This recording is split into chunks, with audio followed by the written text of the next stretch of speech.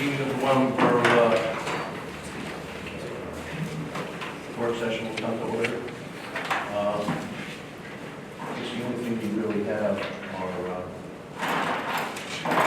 we need a motion to reject all bids received for the LSA multi-municipality sanitary stormwater sewage replacement project. And we need a motion to rebid 9th through 7th Street or further to be in line with the budget grant orders.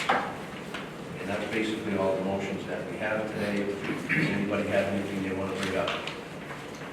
If I may, I believe the Pennsylvania Economy League is here to talk to us about our financial situation. Should we hear from them first? Sure. Jerry? Yeah, sure. Go ahead.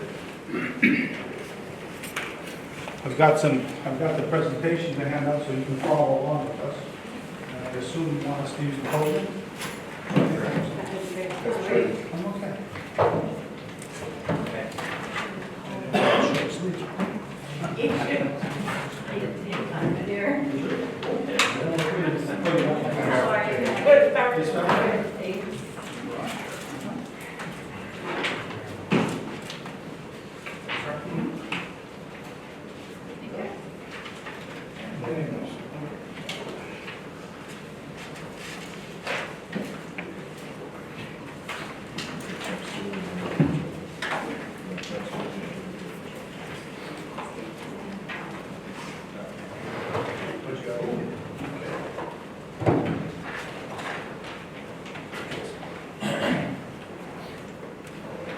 All right, thanks for having us. My name is Terry Cross. I'm the Executive Director of the Pennsylvania Economy League Central Division. Our headquarters is in Wilkes-Barre.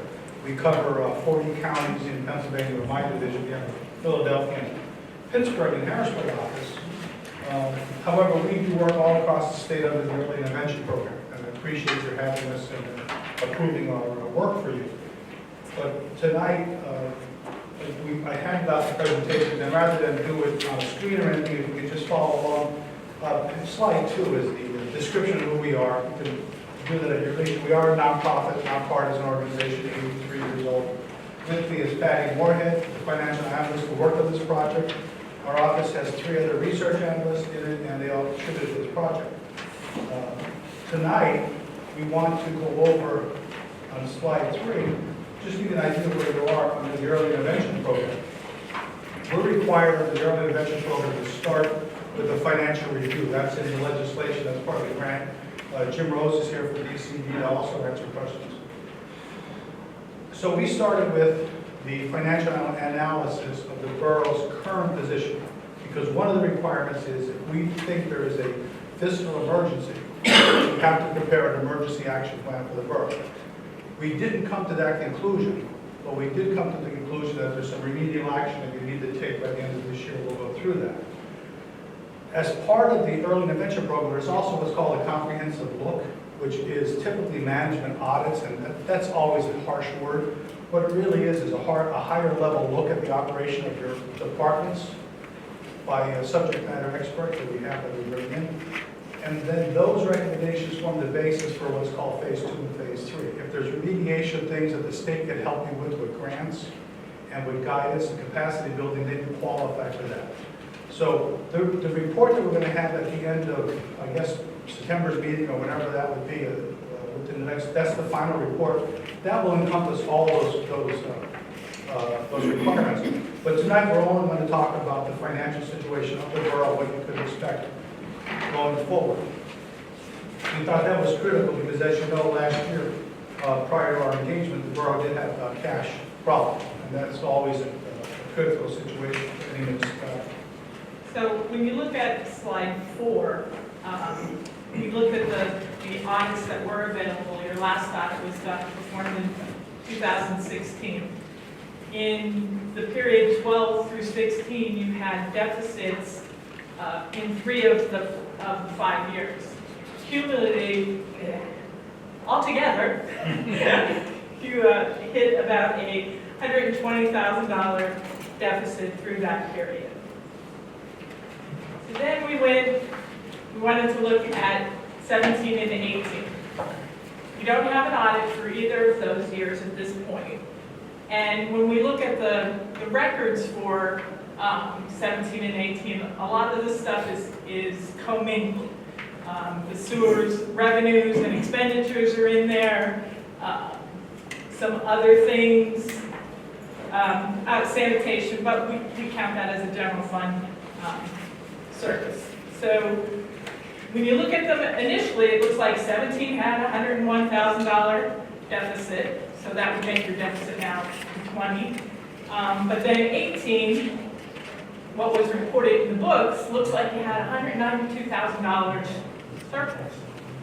But then when we go to look at that a little bit deeper, Which we do on that right-hand side of slide 5. right Do some now, adjustments to try to, again, the sewer's in with the general fund in the way the books are presented. So when we back out the sewer revenues, the grant revenue, and then we look at the expenditures and we're like, okay, what's like kind of a one-time thing that maybe happened in one of those years, we back those out. So what ends up happening is you have deficits in both of those years as far as we can tell as well.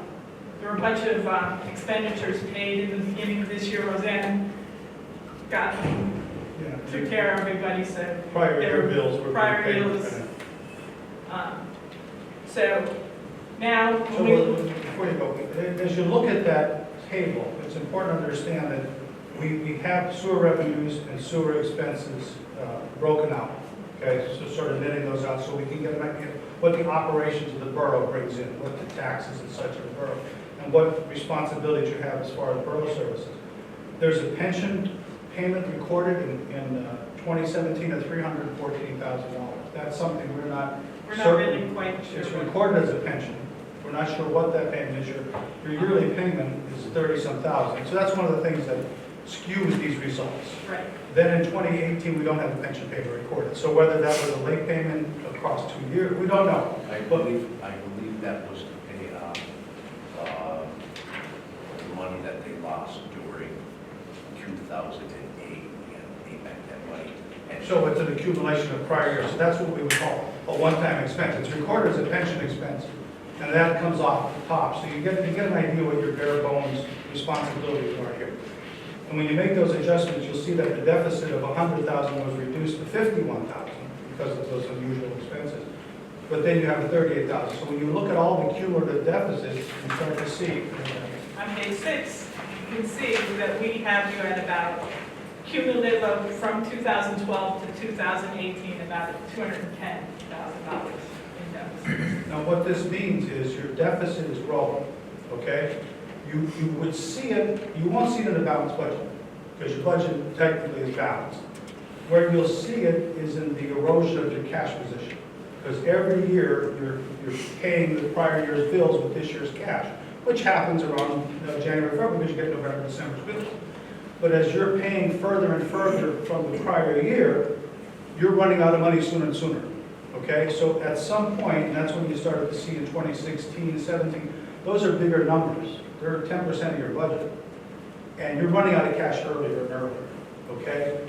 And that's the real problem when you run cumulative deficits. It's not that every year you're spending unbalanced budgets or you're not. It's the cumulative effect of unpaid bills on this year's operations, because those bills have to be paid, and it erodes your cash. And we're concentrating on cash because we want to avoid a cash problem this year. So we'll move into getting away from the surplus deficit explanation, going into your financial position. Right, slide 7 is just a tutorial. That's a graphic, that's a good graphic to show you the gap that you're faced with. You've got a pretty good cumulative gap there between what was every year deficit versus the cumulative graph, the line. So that's the gap you had to make up in 2019, and you did that by increasing revenue.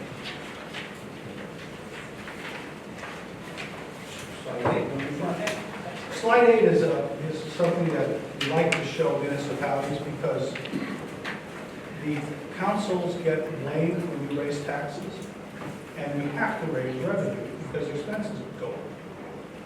What citizens don't understand typically is the tax base of the town is the value of the properties for real estate. that the county determines. They tell you how much your property is every November, and you use that number for your budget. If that number is not increasing, you're not getting any more real estate tax revenue over the prior year. If your assessment base stays the same, the millage you levy, unchanged, brings the same amount of money into general fund. So as expenses are going up, real estate revenue is staying flat. Now, real estate revenue is a big part of it. I don't remember the percentage, but it's a big enough part of any municipality's budget that if that's stagnant, you've got to adjust other revenues or other expenses. This chart shows you that since the reassessment in 2009, the borough's tax base has decreased. It's fallen by $5,800,000 in the last 10 years.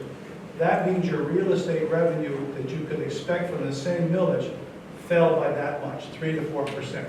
So essentially, you lost 3% just by the action of the county's assessment policies, because the assessment happened at the height of the market.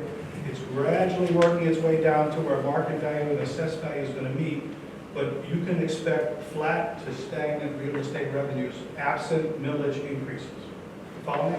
There's no magic growth of the tax base. There's no magic, we can do this in 1 year with economic development and bring in more real estate. The citizens may not understand this, but the only way for you to practically increase revenue for real estate is to raise villages. It's not magic, it's a formula. And when your assessed valuations is flat, and notice how market value has been increasing, but you can't capture market value because that is part of your assessments. The assessments have to fall to meet market value. So it's important to understand that's part of the mechanics of what you're trying to grapple with. I know everybody knows when we raise millages, but millages are just part of the equation. The net amount that you're going to raise is subject to how much your assessed valuation has increased or decreased, and the millage you need to balance it out to produce the dollars you need. And That's an important percentage. And one thing that we did look at, we're looking at the census data. And the latest census data says that since 2009, there has not been a new build in the city as far as residential housing. And just under 50% of your houses are older or were built before 1939. So you have an old base with no new improvements coming in. Which tends not to increase your assessed valuation. You know, outside of new construction and repurposing, serious repurposing, you don't reassess on sale. A house is sold, it keeps its assessed valuation and its taxes. So, I'm a little confused. sure. When the assessed value is decreased by Million. $5.8 million, were my taxes supposed to go down? No, that's, your taxes are supposed to go up. Think of it this way. If you want to get to the number 4, 2 times 2 is 4. Right. If 2 goes down to 1, the other number has to go up to 4, so 1 times 4 is 4. To get the same amount of taxes, if your assessed valuation falls, you have to raise millage to equal the same amount. I guess what he's saying is, when Luzerne County assessed us, Your assessed valuation will stay the same unless you appeal. Your that's what I personal. mean, I think what he's trying to say is, the millage, nobody went down. Right. They wouldn't unless you appealed your assessed Right. valuation, because as you can see on the chart, there's a difference between market value and assessed value. Assessed are higher than market. You could go in theory, and argue that your assessed valuation is too high because my market is lower. The problem with that is they're so close, you probably lose. Because it's maybe 10%, maybe 110 or 110, but you're not close enough, you're not far enough apart that someone would say you're unfairly taxed, it's inequitable. But I misunderstood you again. Your taxes, your assessment probably did not change since 2009. Right. The town as a whole, as properties turn hands and things change, the market value increases, but the assessments have to come down to the market value. And it's a very simple explanation, but assessed valuation can't stay above market value as long as it's been. So you see that adjustment. So how can we fix that? You can't. That's the county's responsibility. It's assessment law. Well, the point is you can't fix it. So when you have to raise millage, you can say it's not all our fault. Okay, it's math is working against you. I know that's like a. Oh, sure, you can say that. No one's going to believe it. No one's going to believe it, but it might give you 5 seconds when they swing the punch. You know what I mean? It might give you enough time to duck. But that's unfortunately one of the issues when you have local government like we have in Pennsylvania, you have to pay for the services with your tax base. Well, our issue is here, we don't have any land to build it. Well, that's why assessed valuation can't rise, because it's essentially new construction. You know, whereas the township, they have subdivisions, they have development, all those get added to the tax rolls. It's not an easy job to balance a municipal budget, and that's why, you know, it's easy, if you fixate on not raising the millage, you, in the long term, erode your financial position. So it's difficult. It's easy for me to say, but I don't sit there and vote, and I don't go to church here and get yelled at. But it's a fact of life. Okay, so again, now we want to focus on what's happening today. So again, like we said, the audits aren't complete, so we don't have the true picture yet of 17 and 18.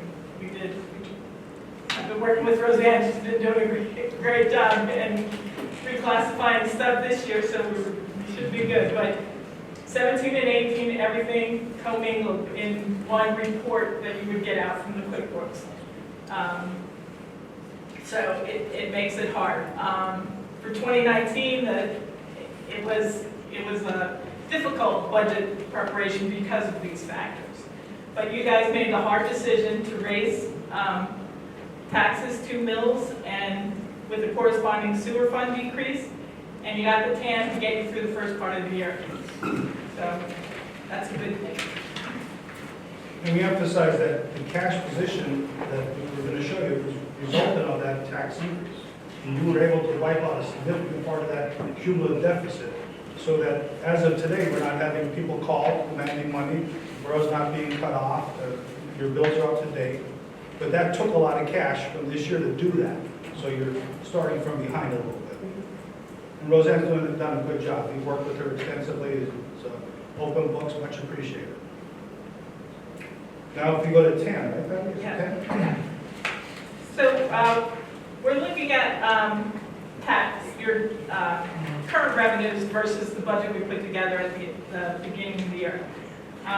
One thing important to note on here is that the real estate tax, you've got 80% of it in already. Whatever comes in the rest of the year is going to be just a trickle. Real estate transfer tax, that's you know. So then, if looking at the year-to-date versus budgeted, we're $100,000 below what we budgeted for. If we're 80% in, what's the likelihood that we'll get to that 575? That's one of the open questions. Right. Well, we'll get to it on. One of the open questions. There's another slide coming up. We'll tell you what we think it might be. We have a good idea, but if your collection rate is 90% normally, you know, that's something to look at when we budget for 2020. You know, did we miss or did you miss the budget target or whatever? So our historical data doesn't help you with what our, It somewhat does. It does. It was somewhat difficult to tie the last 4 years into a projection. That's one of the difficulties we're working on. so what historically though, what was our collection So we rate? have that, we have our computer here. Yeah, it was, I think it was about 90%. Yeah, for We were real doing estate, but about that's 90%. current year, and you have to add delinquencies to it. Right. Okay, Okay? okay. But that's not unusual, to have that kind of collection by June, 80-some%. That's not unusual. That's, you expect that people are taking advantage of the discount in the face. Here, I'll just, I agree though, 10%, what you're looking at versus like 20%, that's, you know, that's $100,000. Yeah. Earned income tax was strong in the first quarter, as was the LST tax.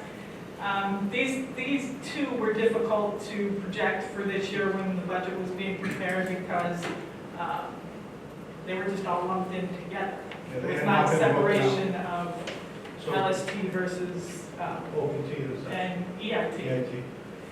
Berkheimer gave you an estimate, I think it was Roseanne, at the end of last year, and I think that's what was used for your budget. Right.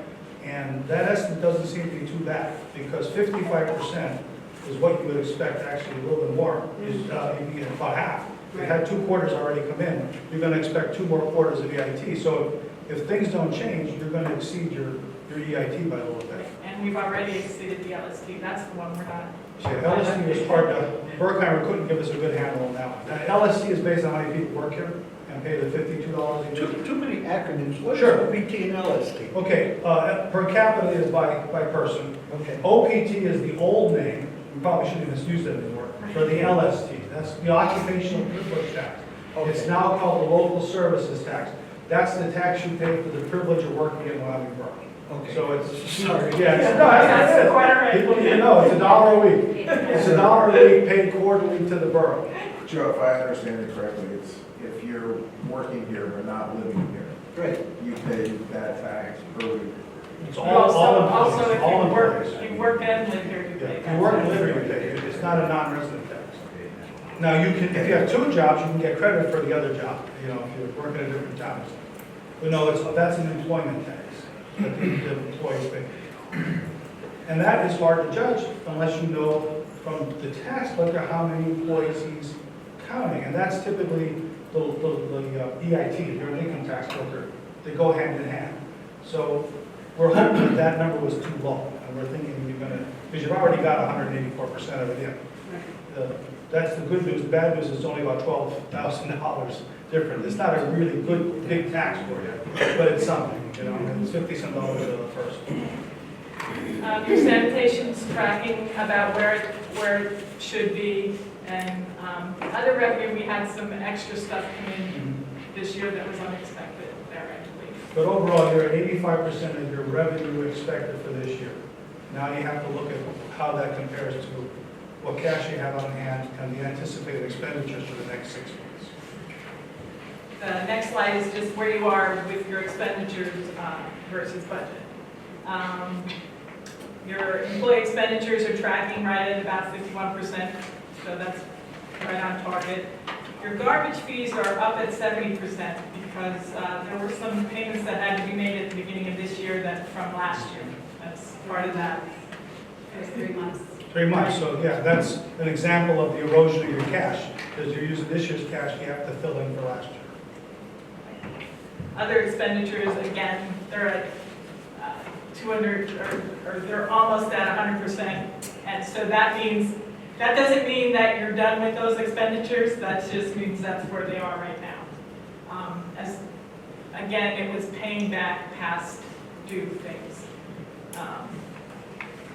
Your debt services is going to be right on track, and your TRAN, you've made the first of 3 payments due on the TRAN. The good news is your expenditures are tracking and you're not getting phone calls every day, where's my payment, where's my payment? So that's good news. I mean, that's probably the reason we're not saying there's needs to be an emergency plan for this fiscal year. Because it seems that they've got it under control. Both with the tax increase, which brought in a couple $100,000, and the cleaning up of our prior year expenses. But it's going to catch up to you in the next one. From your findings, you say it's just gross negligence, how it got to this point? No, I wouldn't say, I wouldn't characterize it in any way. I wasn't here when it was being done, but I would say that it made it difficult to track. I mean, like how you're saying, like everything's combined and commingled, like it just wasn't done properly, basically. Well, the chart of accounts that DCD requests that you use wasn't used, but it's, I guess it's more along the checkbook syndrome, where Yeah. if everything is going in the general fund, then the priority is payment come out of the general fund. So you're operating a small borough like it's a cash business in the best of times. You know, you're not putting away money for long-term liabilities and all. You're essentially running a cash-based business. So when the general fund is flush with cash and there's bills to be paid, it's paid out of the general fund. And it's hard to identify the source of the uses of that if you don't specifically segregate them out. So You that's can the do fund it. being used in the general Well, you- commingle like that. You could do it by accounting. You know, it's not a sin to put everything in the general fund if you properly account and then do a balance sheet or If you track it, if you track it of it. you can track the liabilities correctly, Okay. okay? But when you're running a cash business, cash is what pays the bills, and then you worry about accounting later. So that is unfortunately very common in local government. So, you know, I wouldn't characterize it as anything more than we've seen this before, and it's not the greatest way to run a railroad. Okay, but we've seen it before. Wouldn't you agree? Yeah. So then on slide 12, we talk about how much cash did you have as of June 30th? So these were the balances in the various bank accounts that you had. So this is right at the bank. You had 131,000 in your checking, 43 in your payroll, 96 in sanitation, 180 in savings. That's put aside for Tran payment, which will be, you probably have a second one coming up shortly, September. September, Mhm. so I made sure that we have.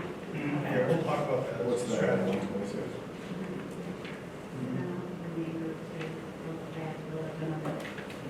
Okay. And remember, this is cash, so outstanding bills against this cash will take it down, but we try to put that into consideration when we projected your next 6 months of the expenditures. Right.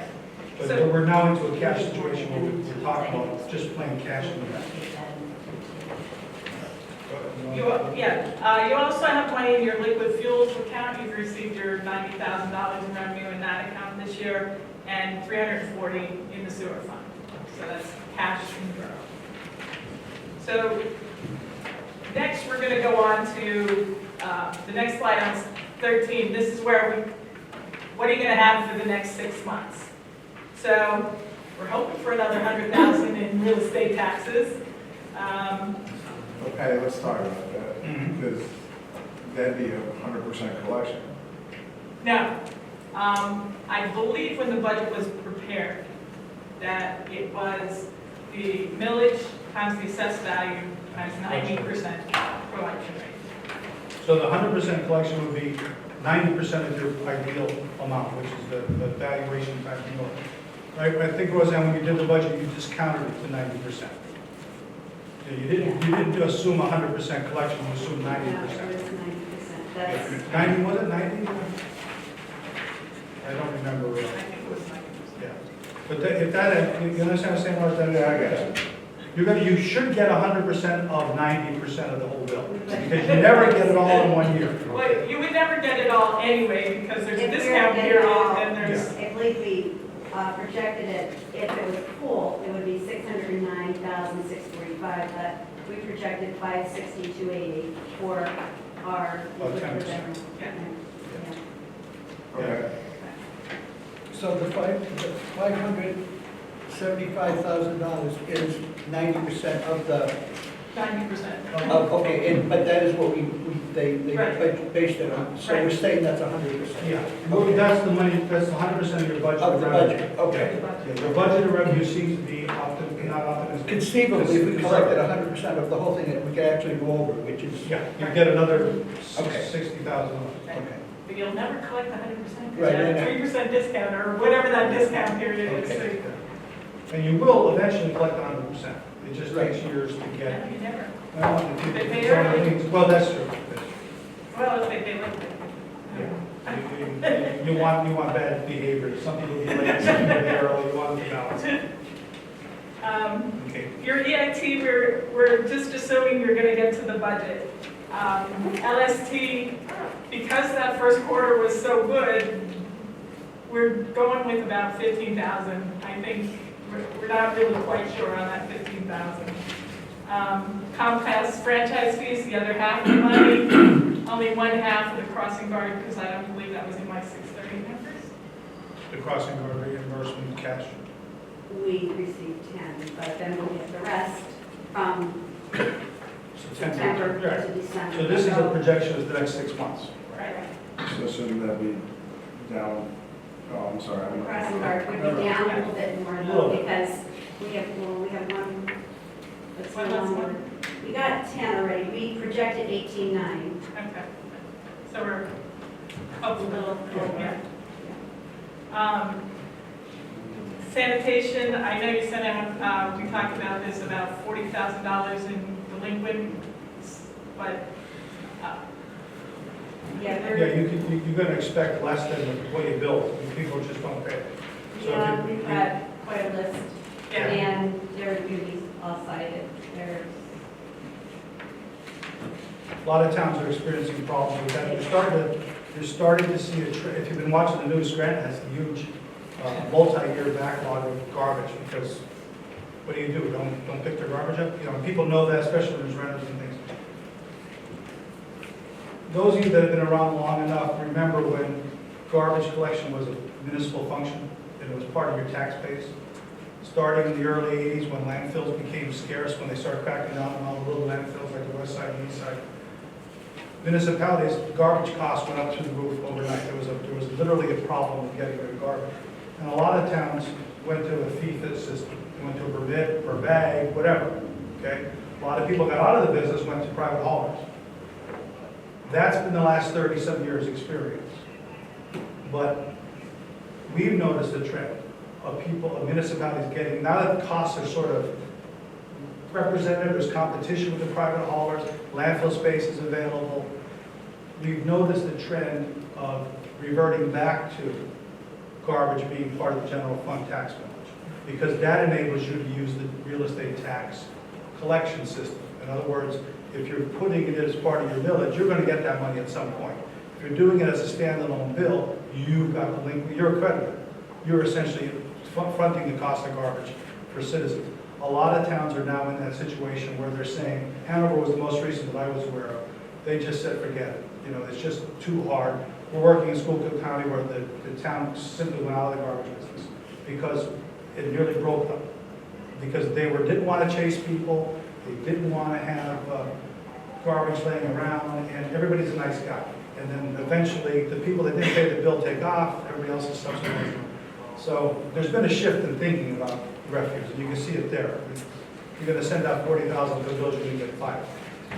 All right, so are you saying then to increase your DPW staff to do your own garbage hauling? No, not at all. Or are you saying build the cost of a private hauler like Mascaro into what your millage rate is going to be? What's been done is, yes, because what happens then is you spread the cost of garbage collection over the entire tax base. And it's like it used to be. It becomes a service that you're providing through the tax base, as opposed to a fee placed on people that may or may not pay it. Now, would that would actually increase your taxes again? It would. If you're putting that, I mean, our taxes just got doubled this year, the way it is. Yeah, it is, and you would have less of a garbage fee, so your garbage fee would go away. So if you're paying... Yeah, but it wouldn't because it's going into your taxes, so it's... It would be a shift. It would be a shift. It's a shift away So from... the fee's not going away. The fee goes away because it's a shift away from fees to taxes. The thing with taxes is you have commercial, industrial, residential classifications. You're not providing commercial, industrial with garbage collection. You're paying it on a fee basis for your citizens. I'm suggesting that a lot of towns have come full circle because fee collection is harder and harder. People are understanding, if I don't pay my garbage fee, they don't turn off my garbage. Follow me? That's what's happening. Right. Towns are getting out of the And garbage. if they don't pay it anyway, they have to pick up garbage because it's a health issue, correct? That's one of the concerns. So this is what we're saying to the council when you're looking at, part of the EIP is a 5-year look forward. You have to project your expenses 5 years in revenue. One of the issues here is $40,000 in unpaid bills and all you can expect is 5. So where do you think the $40,000 came from? It came from real estate millage. The garbage man didn't say, oh, you don't have the money. You practically are paying the difference from real estate millage. Well, right, but isn't there another step that you can go to, okay, somebody doesn't pay their sanitation fee. After a certain amount, it's a $50 penalty. Yeah, but then you have to collect the penalty, and then you can go to a credit company which will buy your discounted, they'll buy your collection at a discounted rate, but then you have a collection company banging on people's doors, filing liens, taking it to the magistrate. A lot of times that's disruptive in a small town. Well, absolutely, Well- absolutely, but, okay, they get a letter that can't appear in front of a magistrate, they don't do it. Then they get a lien, but you don't get the money. Right, but who actually pursues that? Depends, if the credit company is buying your receivables, they're gonna give you a discounted rate. So you're gonna take it, if you get 70 cents on the dollar for uncollectible garbage fee, you still have to make up that 30 cents. Where is that coming from? That's coming from tax millage. It's coming from real estate, earned income, occupational assessment. When you owe someone the money for garbage and you don't collect enough, something has to pay the bill. So if you switch over to going to... I'm not suggesting that No, today, I'm but- saying this is what right, other towns do. But if that does happen, and you have people that owe 2, 3, 4 years in back garbage, Typically what you do is, does that get wiped no, away? or- typically when you make a change like that, you sell and you expect the creditors to go after those people, and you get what you can, but you cut your losses. Because if you keep on digging a hole, it's gonna get deeper. That's the problem with fee-based services when you don't have active enforcement. It's common, it's been around the Commonwealth. People are very, fee-based services sound good because they're not tax-based, but it implies a very strong collection effort. And you can't turn off water for garbage. You don't pay your sewer bill and your water gets turned off. There's really no effective hammer, especially for tenants. That's part of the problem. So, we're discussing what possibilities for the borough to look at to ameliorate the $40,000 shortfall they have in this year's revenue. Okay, thank you. Okay? Thank you. You Yeah. guys can ask questions now if you want, rather than wait till you guys talk. The other two revenues that we do have, that we know we're going to get are the municipal state pension aid and the fireman's relief. Fortunately, those are pass-through revenues, so they don't really, you have to pay those regularly. So that tells you that you have a remaining cash of $755, not using the liquid fuels and not touching the sewer fund balance. Okay? Just rehash it right back real quick on the garbage. You mentioned about tenants. Well, tenants are not responsible for the garbage anyway, it's the property owner. It should go to the property. Okay, so there is a hammer a little bit if you put a lien on the property. Yeah, but that's a no-interest loan that's paid when the property is sold, so. Chair, we've been doing pretty good because our chief and our police Okay. go well. Okay. It's, yeah, part of the early intervention is to show practices across the state that Am I you can wrong? use. That, I collected 2013, 14, and 15. Now we're going after 17, 18, 19. So- But we have been But getting. a lot of it, believe it or not, a lot of the deficits are from 2019 right now. Yeah, I probably clouded the conversation too much with the garbage, but I'm trying to explain why you have 40,000 outstanding, but you only expect 5. And part of early intervention is to offer, to report what other towns are doing, what they call best practices. And we're telling you that other towns are in the same situation, sending out bills and getting small amount of money back.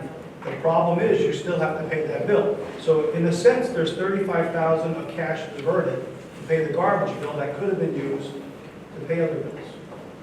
And a lot of towns are running into that situation.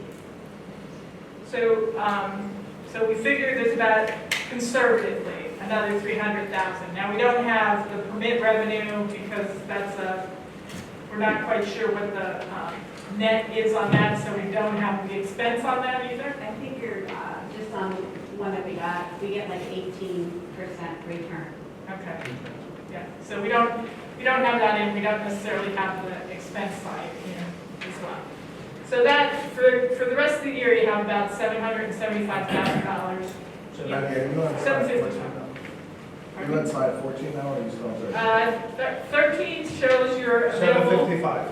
Yeah, Now turn to 14. 14. Because this slide is depressing. Well, it's better than where you were. So, looking at what we think are going to happen, what's going to happen for the rest of the year, again, kind of known expenditures. We know you're going to have employee expenditures of about $355,000, $356,000. That includes biweekly payrolls, healthcare, monthly healthcare, the taxes you owe on the everything. The pension payments are in there as well. So again, another 355 throughout the year. Garbage fees, you still owe 6 months worth of garbage fees at $16,000 a month now? It was 101,000 Right. July through December. Then we have some other expenditures in there. The ones we know, we feel pretty confident in is another 128,000. That includes your electric bill, your water bill, your street lights, When you do the cash flow, Gas for the cars. Right, you try to look at what was last year before to get a historical average, and that's why we're saying this is what cost around the borough. For the next 6 months, those incidentals are going to be 128,000. $59,000 in debt service payments. You have three debt service payments that you make a month. Your Tran, you still owe $253,000 on your Tran. So that's $898 versus $755. And that's where we're concerned that you may run a cash This is deficit a cash deficit. in the year. And it is a result of the cumulative deficits over the years. It's a result of paying bills this year, catching up, because you had to stop somewhere. You had the cash available from the revenue. The 143 does not include liquid fuels. Liquid fuels is available, and we're suggesting that the borough look at the available reimbursements from liquid fuels to reimburse legitimate expenses that the liquid fuels audit will allow you to do. Like, we know, for example, I believe in the other expenditures is the street light expense. We know that's liquid fuels. There was another That'll come couple. Yeah, right. So we think some of that $74,000 that's in liquid fuels can be used to offset this $143,000. Offset eligible expenses. Okay, and so you'll be able to work with Roseanne to line up the eligible expenses? Yeah, and you do that every year pretty much. I mean, you've got some clean, right? Your liquid fuel audits are been clean, so whatever has you been doing it. What we wanted to caution is this money is coming in from another fund. So you won't be using this for anything else. You'll be using the underwrite, the legitimate cost of what liquid fuels pay for us. Public works, equipment, those kind of things, street lights. So that throws another $74,000 into the pot. And now you have what we think is the net cash deficit without touching the sewer fund. Because if you remember, we segregated the sewer fund out. So this is your operating cash deficit for this year. So we think you're going to be somewhere between the $69,000 and the $143,000.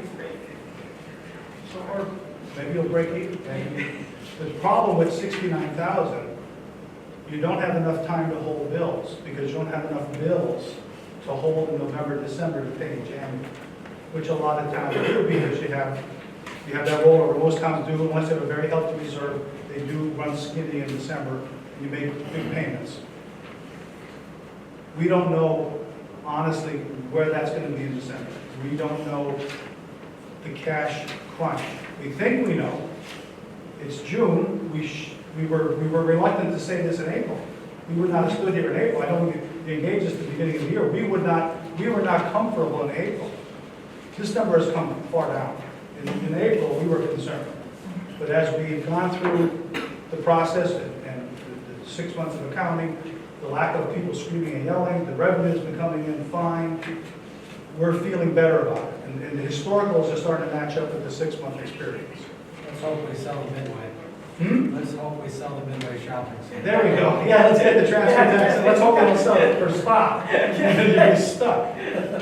But right now, 69,000, 70,000 as a cash shortfall is something we have to address. You can't wait till November for this. You can't wait till December. As I said, you can't hold enough bills. You have to pay the MMO. You have to pay the TAN. You have to pay debt service. So the report is going to recommend some processes to bring cash in now. But they will be temporary for this year. We're on 15 now. Right. So Jerry covered a lot of this. You know, it's cumulative prior year stuff that, you know, took a toll on your cash at the beginning of this year. A lot of the Tran money went to pay some back stuff. Okay, that's important to understand. You use the Tran to pay back stuff, but that Tran payment comes at the end of the year. So, you know, the surplus at the beginning of the year to pay the bills off is matched by that cash hole in the Tran. Like Jerry said, no one's calling and saying, "Where's my money? Where's my money?" Roseanne has been very good with keeping, she's made some arrangements with some of the vendors that are on the loans and stuff. Just so the residents know, the Tran is the money we had to borrow from last year, Yeah, for last year. that's a cash flow. It's cash flow borrowing, yeah. Most towns do it in January to cover the low months in January, February, to real estate taxes come in. and then you're flush, and you typically pay the TAN. Yeah, typically, trans are used to pay, again, the first January, February, before the real estate taxes come in and you're flush with cash. They really should be used, they can pay some of the prior year's numbers, because there's always carryover at the end of the year, but they shouldn't be used to supplement last year's. The TAN is a tax anticipation note. The danger with using TANs for financing is the law requires them to be paid back in the year they're borrowing. So if you get the money January 2nd, you must pay the full amount back on December 31st. If you're using that money to float bills, December gets lean, because you have to pay that back, otherwise you violated the Local Government Unit Debt Act, and the banks don't like that. And then they make it harder for you to borrow in the future. So as we are concerned for a year-end cash shortfall. As of June 30th, projections indicate a need for up to an additional, we're saying conservatively $100,000, because you have payroll, healthcare, PAN, and pension payments that have to be made before the end of the year. It's just your normal operation, and you're going to have, we're concerned that in December, you will have to make decisions that could have been avoided if you look at it now. And cash flow is the projection that we're using. So there are options. They're limited because you're a local government. Pennsylvania does not give you a lot of options to raise revenue in the middle of the year, short of selling something or getting a rich uncle. I don't know how else you get it. The law allows what's called unfunded borrowing, that when there is a shortfall during the year that jeopardizes operations, you go to county court, you request permission to borrow what you need. You need to present a lot of evidence to the judge to show where you really need it, and it was unforeseen, you didn't see it. You could have taken care of it earlier, but you didn't, so the judge would not allow that. So you show them this is something that we could not have foreseen because of our situation. That's not ideal, because that's a separate loan on top of your other loans. We looked at your debt position as part of the report. We talked it over with the banker that gave you your TAN, because that was the easiest guy. He had the most recent information. He has the most to risk because he has the TAN. And we thought there's a potential for debt refinancing, which will be in the report, but I suggest that we're recommending you talk to your bankers. You have two banks, I think. Two banks, right? Fidelity and, yeah, two banks. M&T is just for. Just for the TAN was M&T, right? Right. Then you have a series of other notes under that, not for M&T. No. So with our help, we can talk to Roseanne about looking at what kind of debt restructuring will get you a lower interest rate. It's going to change your debt payments 2 years from now. There's some smaller loans that are coming due that you'll have some relief on debt. But essentially, we're saying you probably need to look at bringing in cash now and extending the payment of that cash over time. In a sense, borrowing the savings that you'll see in 3 years, because you need those savings now. You need that money now. The good news is if you end the year with cash on hand, you can pay the note back. You would ask for not a prepayment penalty. But I think there's an opportunity for you to restructure your debt here so that the worst thing is you'll have level debt payments through 2025 and 2026, as opposed to them falling off in 22, I think it is. Right. When 21 and 22 they fall off. So that would give you 2 more years of higher debt payments, but it gives you the cash now. And that, a 4% or under interest rate, you might find some banks willing to take that. Right, and I believe the one loan that you have that goes out far is at 4.5%. They're all at 4.5%. Yeah, You may be able to get a, Yeah. you may be able to get a lower rate than that.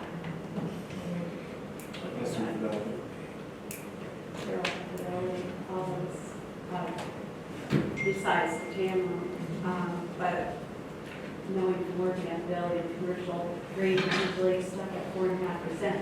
Usually at, I don't know, unless it's a bigger bank, that's, Well, that's what you do. Don't they want to? well, yeah, and they'll match the rate. Oh, yeah, they'll look You're not at gonna- your whole portfolio. I would just suggest you do an RFP and have them come in and say, okay, here's what we'll do for you. Here's how much origination fees we'll Well, take. they'll actually match it if you know, someone else, they guarantee, because when we both work there, if someone else is gonna give you a rate of 2.5%, you just have to show them that, and they'll give it to you. 'Cause they don't want to lose Yeah, well, it. yeah. They always, Well, that's where you can You just do have to wheel and deal. an Yeah, RFP. you have Good thing to. about them, they're small bank and they will work Mhm. better than. You see, Yeah, you don't have a lot of debt, I mean, you have enough debt that you have to pay it back, but it isn't huge. right, You don't have a burdensome debt service. yeah, I can call this. Jerry, CPC. would you guys help us create the RFP? Yes. Yeah, part of the EIP program, yeah, absolutely. In fact, you can go to the next slide if you want to talk about the next steps in this program. We're here to help you with the 2020 budget preparation. I mean, we were involved very lightly last year, as Roger remembers, I think it was Christmas Eve or something, we were trying to, we weren't engaged yet, but we were helping you at least get an understanding of where everything was. That was pushing it. You know, you really need to start your budget preparation in August and September. And I think you're going to have a good enough bookkeeping record for this year that I think when we examine revenue and expenditure with Roseanne and the council's help, you're going to have a realistic picture. Okay? You're going to know that what revenue is going to come in. The bad thing about realistic is it's realistic. You know, you just can't say, well, let's increase this by that. It's what's going to happen. Our contract requires that, you know, the early intervention program, that's something we need to work with you on. We won't tell you what to do, but we'll certainly give you all the backup information, the capacity that you might not have available on a normal basis, you know. We're getting into it with your books now, so you understand where you're at. Then we will have, as part of the report, 2024 projections. That's going to tell you where, and this is the key of early intervention, that's going to tell you the borough's financial position if you don't do anything. If we simply say, 2019, we got through it, we ain't changing nothing. You're going to see what happens by 2024. And I think you'll see an eroding of your good position so that in 2024, we'll be projecting deficits. Okay? The bad news is that's going to happen. The good news is you have plenty of time to head it off. Because little actions now accumulate over time. So while we'll give you the baseline for 2024, you still have 4 years to fix it. You follow me? And often that's revenue or expenditure adjustments, and you'll have time to do expenditure adjustments. But it won't be sugar-coated. The baseline will be our best guess, our most conservative guess, and that's based on your contractual obligations to your employees, our anticipated healthcare increases, you know, yada, yada, what's going to happen in expenses, because expenses will grow, typically revenue doesn't grow. Then we're going to compile all the recommendations for DPW, police, administration. That's going to be in the report, because we have people that have visited the borough. You're going to get a good review on your demographics. You'll be surprised at the change in the borough's demographics over the last 40 years. Maybe you won't be, but you'll be surprised. That usually is an eye-opener, because your demographics is your tax base, and that's the future of who's going to be paying for taxes.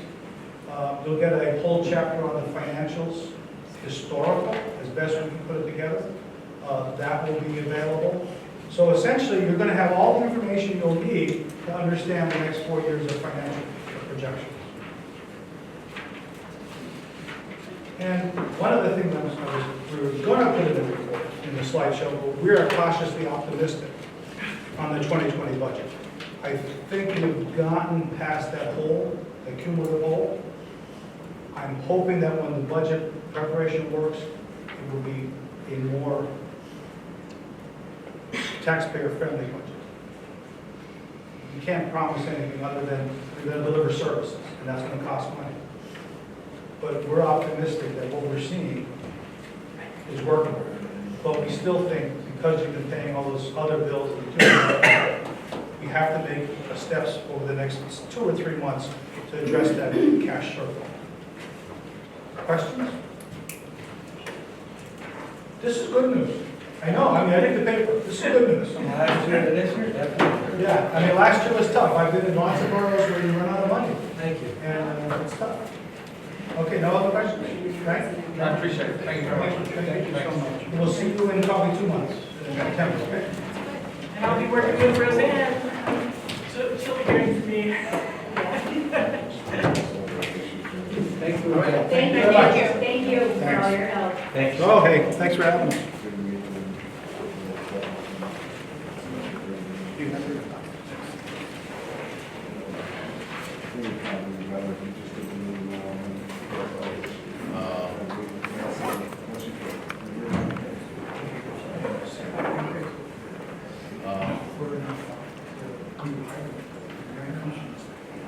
July 8th, 2019 meeting will come to order. Stand for the pledge. Pledge allegiance to the flag United States of America, and to the republic for which it stands, one nation, under God, indivisible, with liberty and justice for all.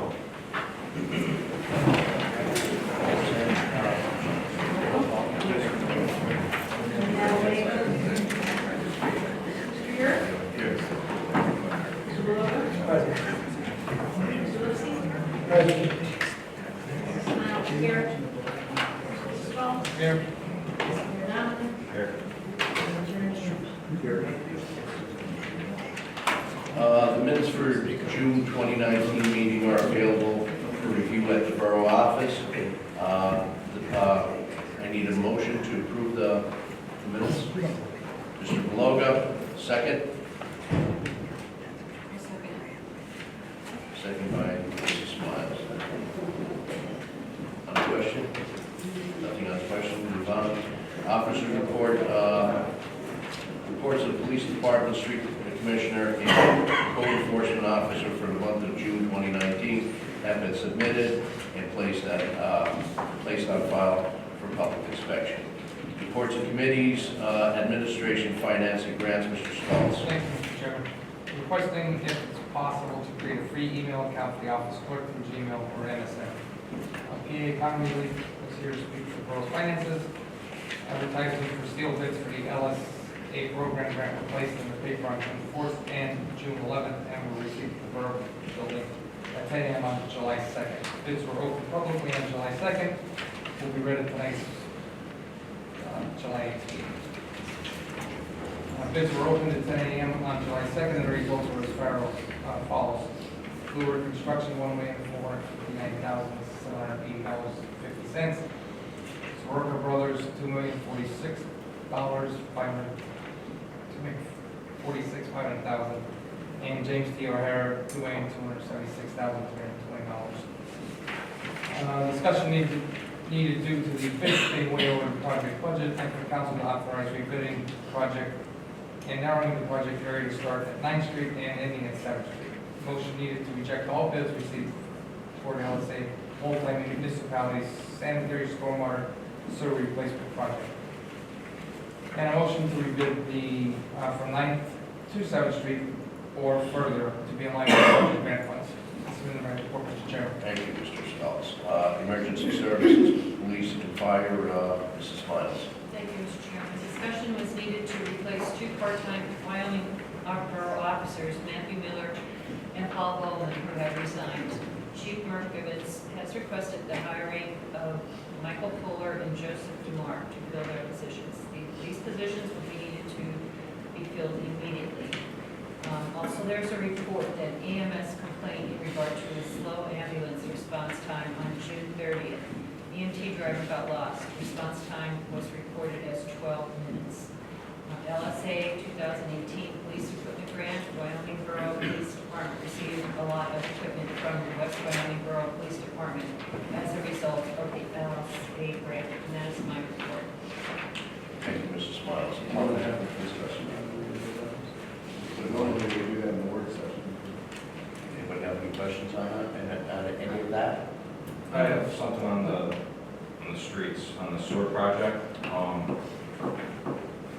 Being that we don't have the money to do the full scope of the project, and that the project is now looking at 9th through 7th Street, I asked council to reconsider the $500,000 and use it towards paving some of the streets in Wyoming, and then once we get the price from the 9th to 7th, maybe we could actually use our sewer fund to fund that sewer replacement.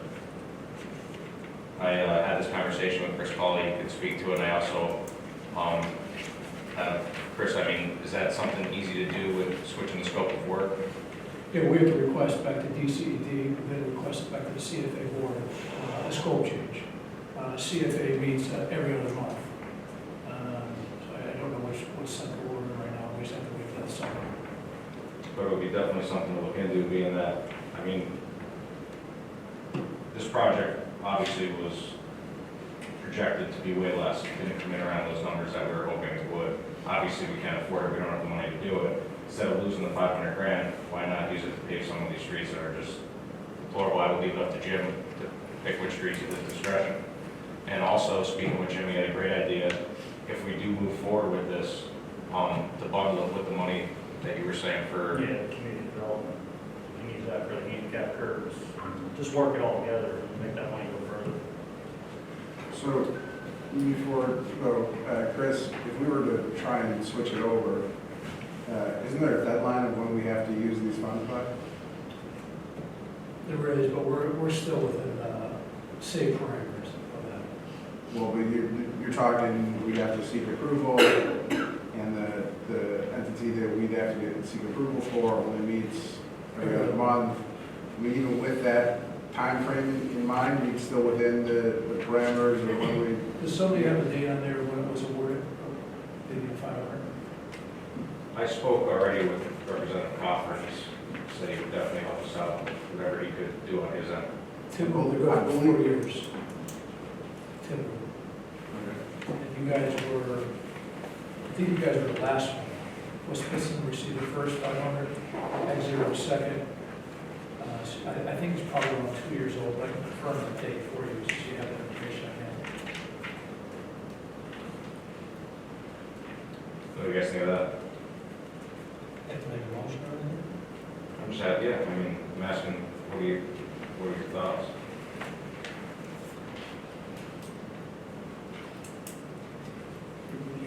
Of course, these bids are way out.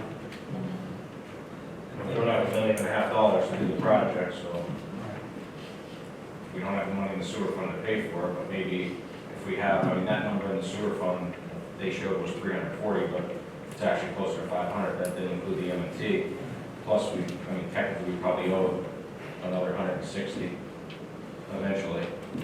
You don't have the money to repay that at this point. Well, I know that, but what I'm saying is, if 9 blocks cost $1.5 million, just ballparking, I mean, I don't know what the numbers would be. Obviously, that's good that we're putting out the bid from 9 to 7 to see what that number comes in.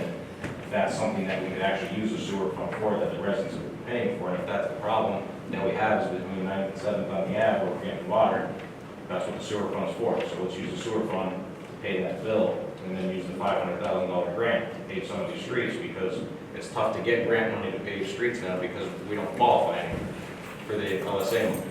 Now, there is another grant that you're talking about that I'd ask you to speak to, which we could apply for too, if we give you the green light, which can also help streets. On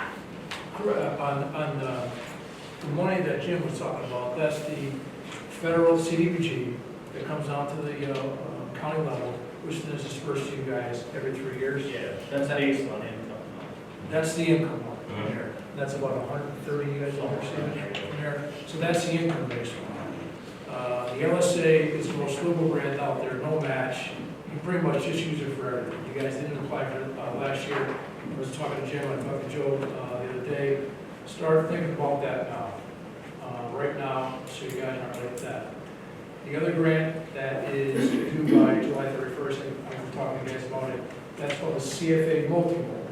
Okay, now once again, this says, I encourage you guys to apply for this because it's zero match. And the uses for it are streets, sidewalks, curbing, stormwater, as long as it's in the roadway, from that perspective. There is typically about 50 million available across the Commonwealth through 67 counties. That, do the math, that's only about $750,000 county. You guys have, you guys typically actually receive more than other counties because you have a Democratic senator, and you also have a Republican senator. There's a lot that's given to each one. So you guys actually have a little bit of a better chance. Last year, I think you guys were up to, when I say you guys, the county was up to about 1.2, 1.5 million. Okay, so I do strongly advise you to do that. Well, Jim, you're advising us to do it with, Chris, I'm sorry. What do you need from us? I mean, aren't you the one that applies for us for it? Yeah, it's a process. Daryl's out right now, so I have, we normally need a resolution passed, a project defined, and then obviously project costs from that perspective. So at this instance, at this time, I would request, council move forward, authorize my company Ashburn to work with Jim as well as Daryl's company, Penn Eastern, to formulate a project, formulate a budget, and get this submitted by 7/31. The I only think cost, Jim has a great idea too for a project for this, if it would work, which might help.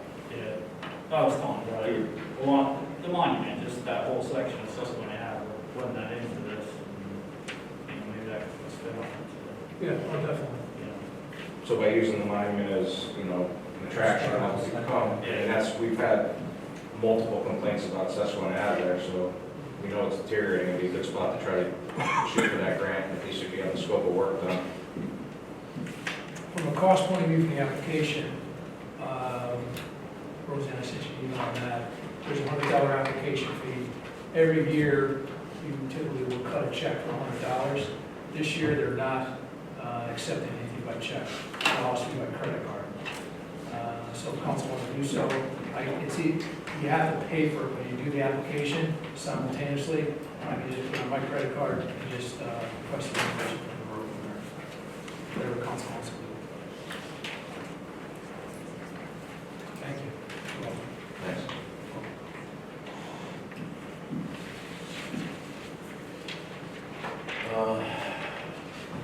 Health and sanitation, Mr. Blow. Thank you, Mr. Chairman. Residents have been coming to pay their overdue sanitation fees. They have had until June 14th to pay the overdue fees. Citations are in the process of being served. And then there's an event, a paper shred event for September 12, 2019 will be held at Petty Rome Park on Monument Ave from 4 o'clock to 7 o'clock p.m. That's the end of my report. Thank you, Mr. Blow. Personnel, Mr. Lipsky. Thank you, Mr. Chairman. The borough would like to recognize Jim Trugan, the DPW Street Commissioner, for his 25 years of employment and service.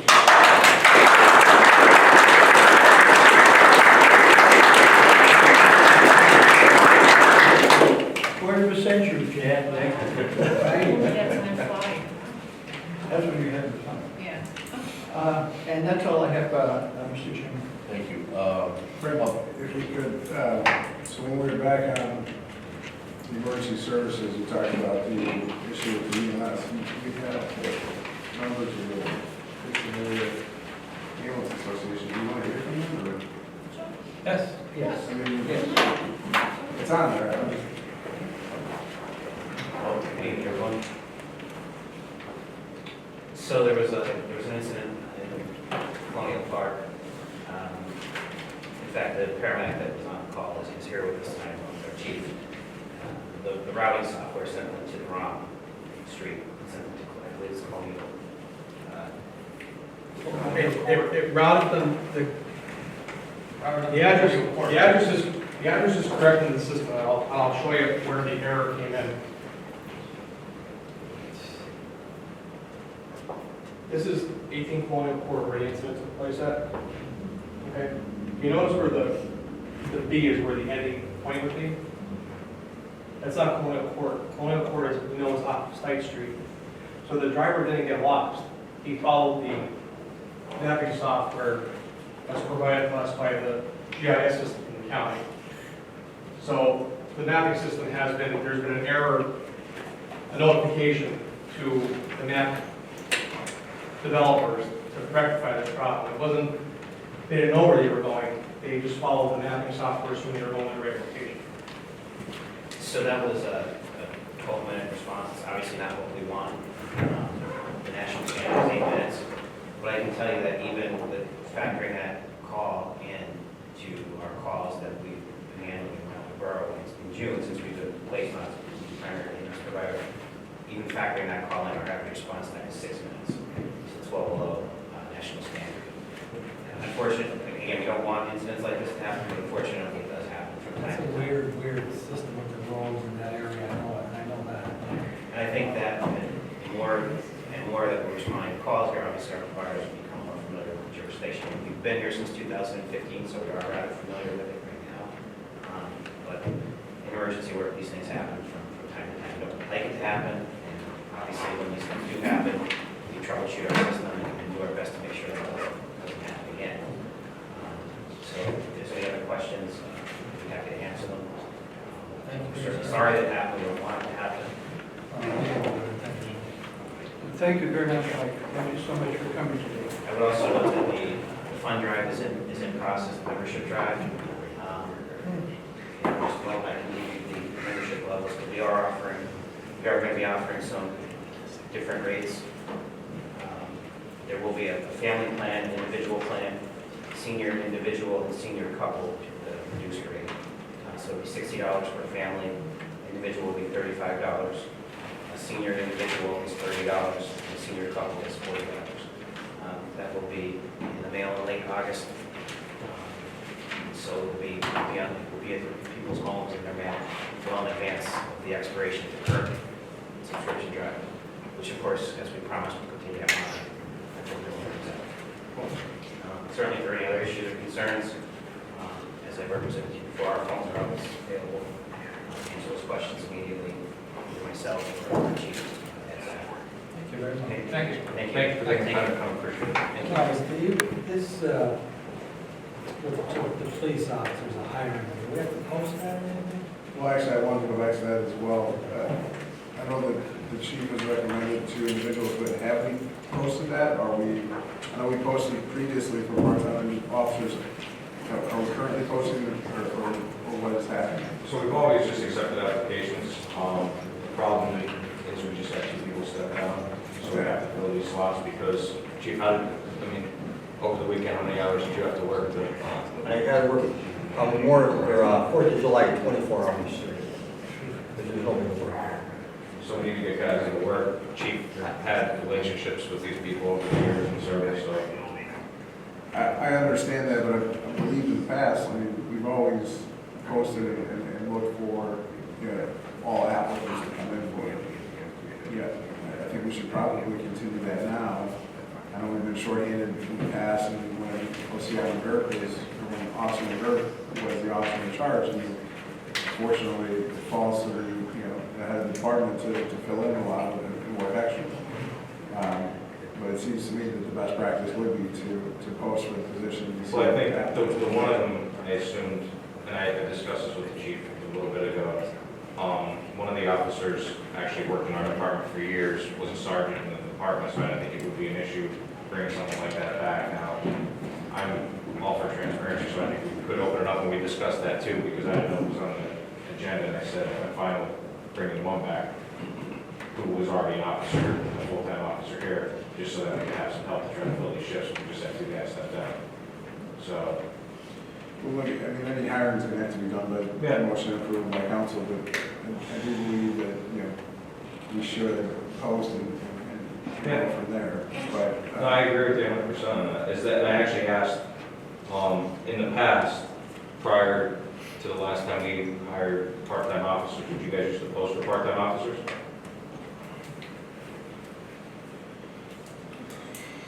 I was informed that they never, I'm pretty sure we did post. for part-time officers. You guys know for a fact that part-time officers were always posted? I don't know. Okay. I'm just saying, I want to post it, I'm just saying, if we have someone who was a sergeant in our department, a full-time officer, I don't see an issue with bringing someone back who already knows Wyoming. Now, the other gentleman, yes, I think we should go through the process and interview all applicants. And I know when we went through it with Officer McGurk, it was like pulling teeth to get people to come in, but I think we should definitely bring more people in. We might have to purchase this a little bit more because you can't have officers who only want to work a certain time one day. We need people who are available. for It seems like part-time time is of the essence right now. I don't know how much time they have to put off. shifts. That's what I'm getting Like at. bringing the one officer in that was here before seems like the logical thing to do, and the other one post. Are there any ramifications in doing that? You do not have to, I mean, there's no requirement that you would post the positions. However, I think it's, your best practice and something that you started to do previously this year that you should follow through with and continue to do. But look, there's nothing that would stop you from bringing in an officer, a part-time officer without, posting the position out for all applicants. I just think it'd be best for you to get as many qualified applicants and the best pool of applicants as possible. The other thing we gotta look at, I mean, I agree with John too, is time is an essence, because if we don't have the part-time officers to fill the shifts, we don't have the money to pay overtime for full-time officers to cover shifts. So you don't have money to advertise, so, I mean, it is what it is. And we that past practice does not necessitate, yeah, you must do it. I think we have to act, now, not put it off, I really do. Well, that's up to you guys. I'm just saying, it was brought to my attention that he had people submit applicants. These are two of the gentlemen that submitted applications to him, so, like I said, we did have a discussion. I did feel that, I said this right to the chief, that, last time we did do that process. I think we still should. We have these two applicants. I think it's a no-brainer to bring one guy back who's been here for years and knows Wyoming, and the other gentleman, and we could open it up again if we could. And when we advertise, we could just do it on Facebook or something like that, so there's no cost to the borough, like we did last time, correct? And we could conduct interviews, and by the next meeting, we could hire the additional person that we need. Well, let me ask you, you said that it's the two vacancies because of the retirement or resignation of Matt Miller and Paul Bowman. How many hours in the last month was Officer Bowman working? He worked 4 shifts, midnights, every Saturday. Paul Bowman took himself out the schedule. He didn't resign. He took himself out the schedule because he got more hours in Klein Township. And he moved farther up there. He said, if we need him, we can call him. If he can work, he would work. But we can't rely on somebody that may or may not work. I like Paul. I tried to get him to keep sticking with his Saturday nights because he worked every Saturday midnight. You just sound like working 24 hours straight. I work with it's a safety hazard because I am needed. So what about Matt Miller? What hours was he working for? He got a job full-time in Bethlehem. He was working Mondays. I think he was working 2 shifts a week at least. Is that right? Either 16 to 24 hours a week that I had. So between 32 hours that we're trying to fill. between the two of them, you're looking to fill 32 hours worth of shifts. No, not that much because we had split shifts between the full-timers, so we spread out a little more, so we don't have to fill out that many shifts. What I'm looking for is Saturday midnight, well, maybe 16 hours a week. I'm looking for, hopefully. Okay. I'm looking for one for specifically like Saturday midnights, and then the other one just to fill in here and there. And I know, like, I will just say one thing. The gentleman on the list, Joe DeMar, so everyone knows, he is my stepson. But he's also a policeman for the last 12 years, and he's full-time in West Pittston. So it's not like he doesn't know what's going on in police work. But you have to know that before I can go on any further. But Mike Fuller, a place that has worked for a while there. Like he worked here for almost 20 years. Or 15. Okay. Look, I'm just understanding the immediate need and why we don't advertise, but look, ultimately, you guys are going to vote on it and things happen. Attorney Anderson, isn't, being that any officer working 24 hours is a safety issue? That should not have occurred yet. Right, and I'm just thinking, are you possibly creating liability for the borough by saying we should hold off and advertising it? What if he has to work another shift like that and God forbid there's an accident? I feel like there's liability created from the borough's perspective. I'm not an attorney, so you'd be the one to speak to that, but it just seems logical to me that no officer should be working 24 straight hours. Exactly what I'm saying, crazy. time is of the essence, exactly. Right. Absolutely. I don't understand, if Bowman was only working midnight Saturdays and Miller was only working on split shifts, where their 2 resignations would create the 24 hours in one day. Well, on, So I understand what you're saying, and I do not advocate that any of our officers are working 24 hours. I'm just simply saying that if we look at it, is there a true emergency right now? Or can we plan and schedule through our management skills appropriately so that we don't have someone working 24 hours and utilize all the tools we have? well, the one officer called off sick on the 4th, which nobody else would work, so I was stuck me. And then I took his shift. And then one of our other officers was already off, because I wasn't originally working midnight. And then since he was already off, I worked 2 shifts. And my shift was on the next day shift, and there was nobody to work. Nobody would work. So I ended up stuck. I sent a text out to every single person. And you have to watch with the union that you don't force it over and over. Plus, I didn't put in for it. Right. I just ate it. It's just the kind of reason you need to advertise to some degree because of the union clauses that go into labor laws and stuff as well. You have to cover all the angles on everything. If you post it out on Facebook, you can get it done. And then you put something out there. You can't, I don't think you can just go ahead, from a citizen standpoint, I don't think you can just go ahead and say, let's vote these 2 guys in tonight. Part-time isn't in the union. Only full-time. Labor law is still there, union or not. But Yeah, and that's why I said something, there's nothing that would prohibit, because they're part-time officers, there's nothing that would prohibit them from hiring without advertising the position. But I think it'd be a good practice to do so. Okay. Sorry, Frank, I derailed you again.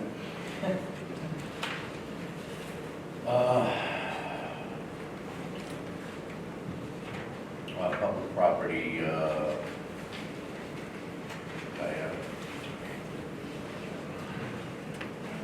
Thank you, Mr. Chairman. For the Recreation Board flea market held on June 23rd was a success. Funds will be used for 2 upcoming events, Mondays in the Park on July 14th at 5:30, and Movies in the Park on August 2nd at 7:30. Winner of the 4th of July basket was Jody Weiskerber, and that is the end of my report. Thank you, Mrs. Miles. Streets and sewers, Public Works, Mr. Stoltz. Thank you, Mr. Chairman. No report tonight.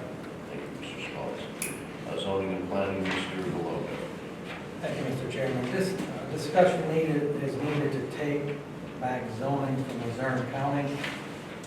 And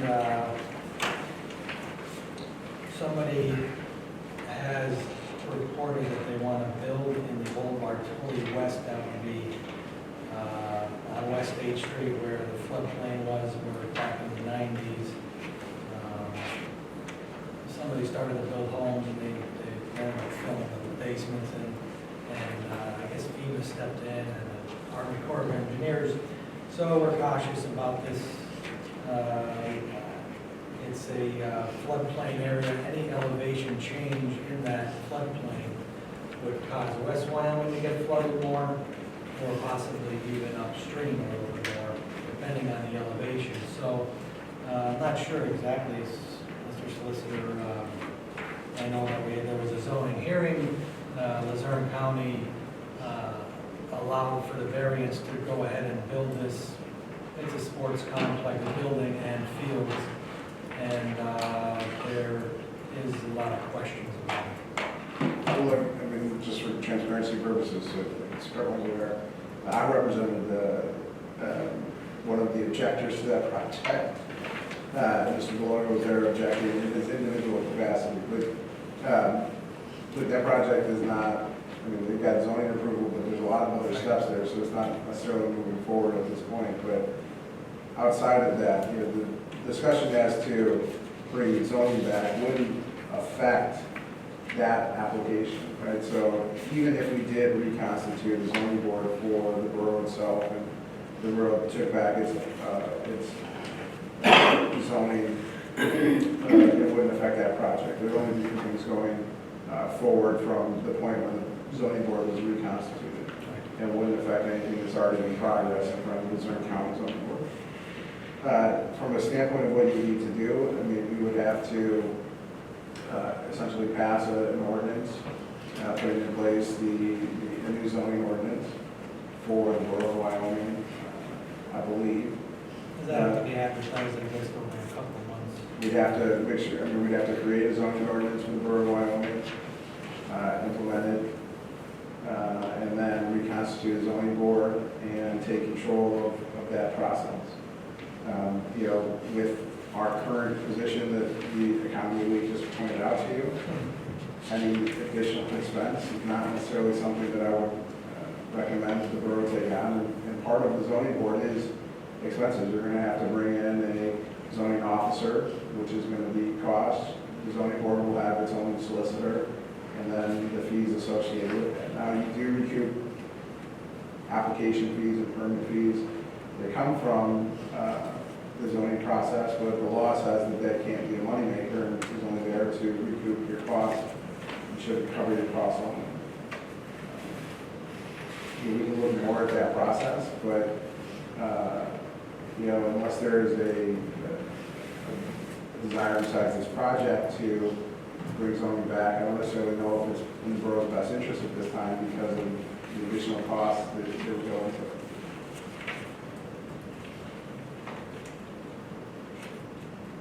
Okay, Ms. Moore? Yeah, that's there, my report. But if that's something you guys want me to look at more, I can definitely issue an outline of what we need to do to bring zoning back to the borough. I think you should. Okay. Why is that? I just feel that it's been a little bit lackluster, the zoning, the way it's been enforced lately in Wyoming, to be honest with you. Whether it's, sometimes it looks like a carnival going down with all the signs you see all over Wyoming Avenue, which with zoning, it had never happened before. Zoning, I don't see how it's an additional cost, because quite honestly, it's here, it would be controlled here in Wyoming, and it should be self-sufficient from fees and contractors' license fees. It should be self-sufficient. I don't think it would cost the borough anything. That's just my opinion. Plus citations it would generate from all the things that are slipping through the cracks right now. I see properties in this borough that are disgusting. Grass that's 2 feet tall. Mr. King, just so you're aware, the zoning board wouldn't have anything to do with citations. The zoning officer would. No, that'd be your code enforcement officer. That's correct. That you currently have, is not. Citations are being served, but it's processed. The zoning board would only deal with the uses of the property, right? So whether or not it's residential versus commercial, whether or not you could do an expansion which would encroach upon the neighboring property, whether or not the signs are appropriate for that district, the type of signs, size of signs, things of that nature. The condition of the property itself, its upkeep, its maintenance, those are all through your code enforcement, which we currently have a code enforcement officer. But could you technically get someone who's a zoning officer and a code enforcement that can do both duties and make it a full-time Code position? enforcement is a lot more complicated than you realize. Oh, I know it is. Because you've got to. But there's people that are certified. The person that does that has to be experienced in electrical wiring, et cetera, the whole thing. It's not like just reading a zoning book. It's totally different, Yeah. totally different. So a zoning officer cannot issue a citation for anything? Well, the zoning, so, I mean, if the zoning officer is also the code enforcement officer, then yes, but that'd be the code, I mean, it's wearing the dual hat. Yeah. The dual hat being the citation would come from the code enforcement officer part of their position, not from the zoning officer. I see. part of their position. Right, the zoning officer could issue like a non-compliance, right, if it's in violation of the zoning code and not compliant with the zoning ordinance. And then that could lead to further action, but that further action would come from the code enforcement or the municipality itself. I see. But the zoning officer would not be citing for violations of code for maintenance, things of that nature. But he could report it to the code enforcement officer who could cite it then? Yeah, I mean, any of you could report to the code enforcement officer if you think a violation has occurred somewhere, right? And then, I mean, just because you make that report doesn't mean the code enforcement officer would agree with you or the code enforcement officer would cite. But if you saw something in the borough, I mean, that you disliked or that you thought was inappropriate, just like you could report it to the police, you could report it to the code enforcement officer. I know, it's different when you have somebody who's actually an employee of the borough making that, you know, that call saying, hey, get down there. I mean, I saw that Air Force building in Wyoming, that old Air Force building the county owns. The grass was almost 3 feet tall. They cut it one time this whole year. I mean, that's completely absurd.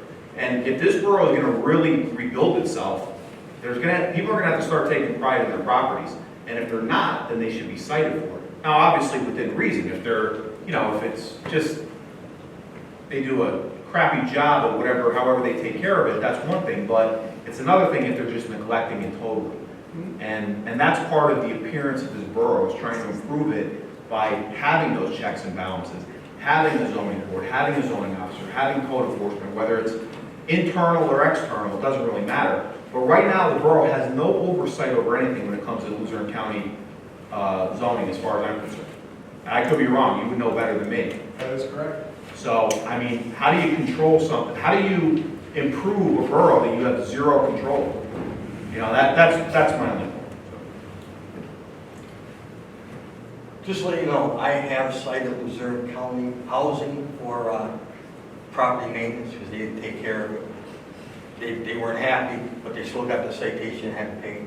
Good. So if you have the airport, is that owned by the county? I believe they own that The building. Marine building was the Marines? No, the Or the Air Force building? Air Force.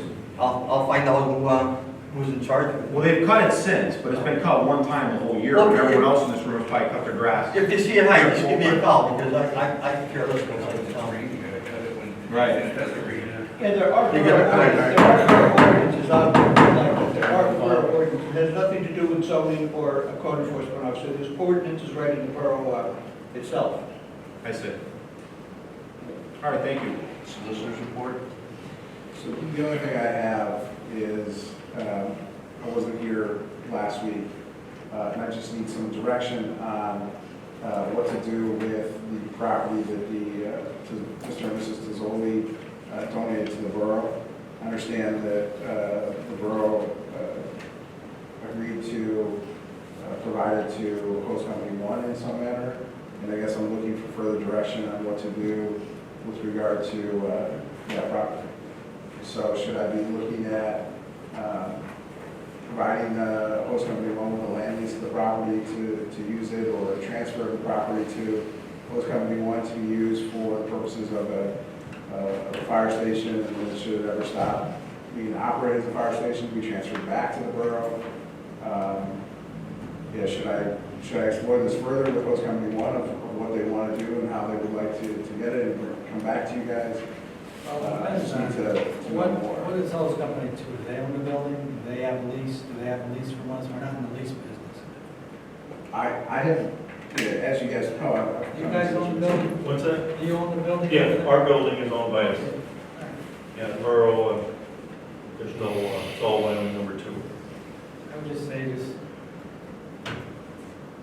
we're in this situation because, now mind you, I have no history, right? So it's my understanding that Host Company 1 fell on hard times and lost their property, and that this is to get them started back up at a new facility, is that correct? Number 1 sold their property to pay off the debt. Okay. That was the intent of everything.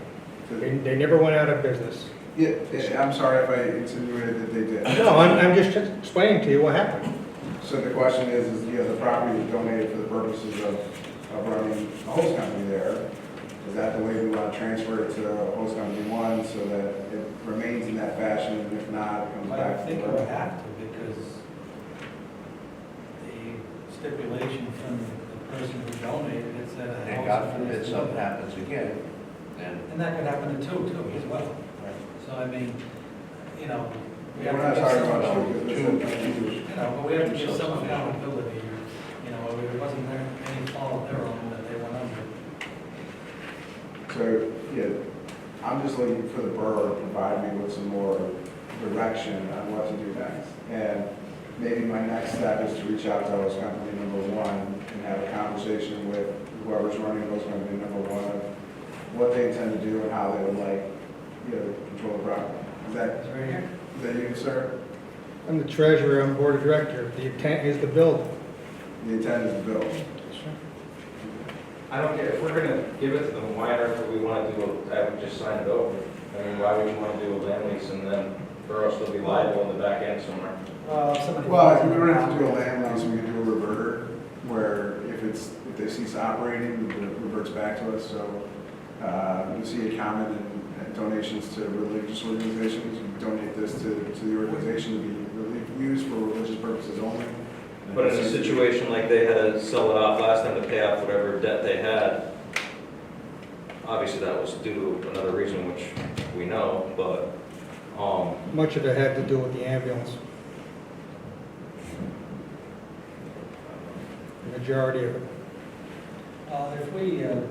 If we make them sign a lease, we actually own the property. We have to buy the insurance for the land.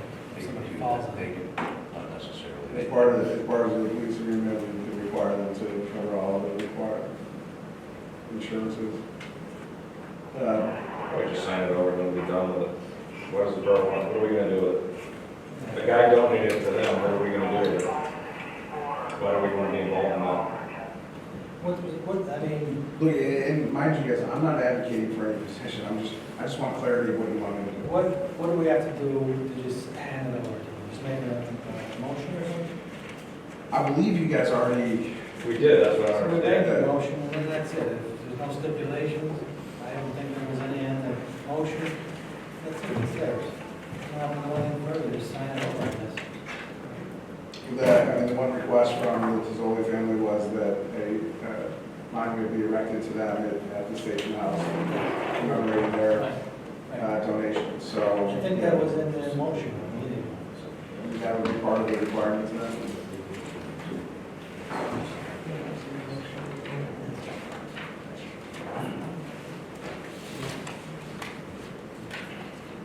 So we don't have to do anything? If that was already taken care of and the mayor's pulling it out, so I'm assuming he's gonna tell us what it was. Right,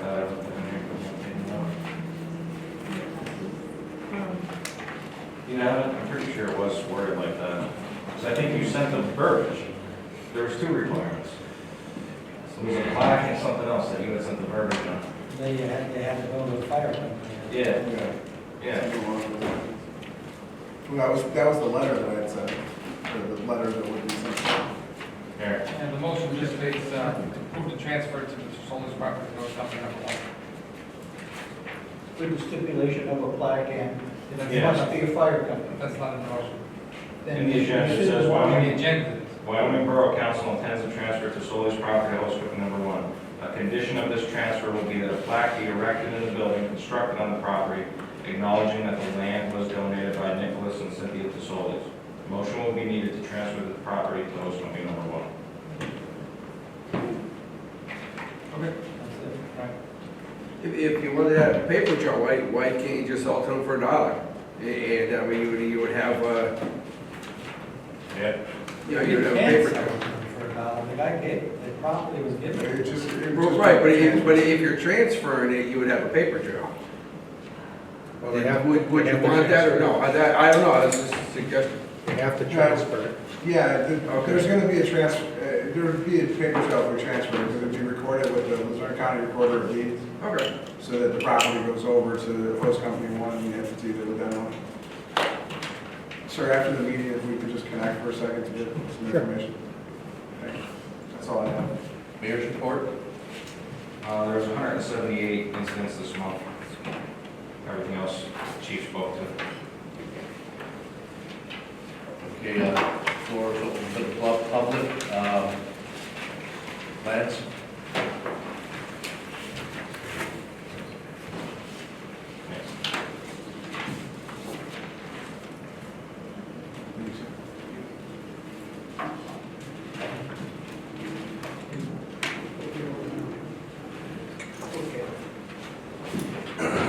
I don't live in this borough. I grew up in the Heights. I live out in Dallas. I worked for Luzerne County for 12 years. I retired last year at 37 years old. I was just going to run my own business. And this April, I got a phone call for an opportunity. And we work with businesses, municipalities, and nonprofits. And here in the United States, those three categories get overbilled over $79 billion a year in utilities. All that talk you heard tonight about all the things they're looking into, what they paid, I'm sure they never once called UGI and asked them if they're paying the right amount, because UGI, that's what they're gonna tell you are. There's no way to look into it. But my company, I partnered with a company in Manhattan called Tri-Utility. I'm an independent contractor for them. That's what they do. And there's a 97% chance that this borough's owe money back, and we'll go back up to 6 years. It could be anywhere from $20,000 to $100,000. I don't know how much your bills are. This company, she started her company back in the 70s. Her name is Lily Steinberg. She worked for Ma Bell, and she saw that there were so many billionaires, and there was no way for someone to recoup that money. And businesses are really being overpaid. We just did a hospital in Syracuse, New York. They were overbilled $3 million by AT&T, and we recovered all that money.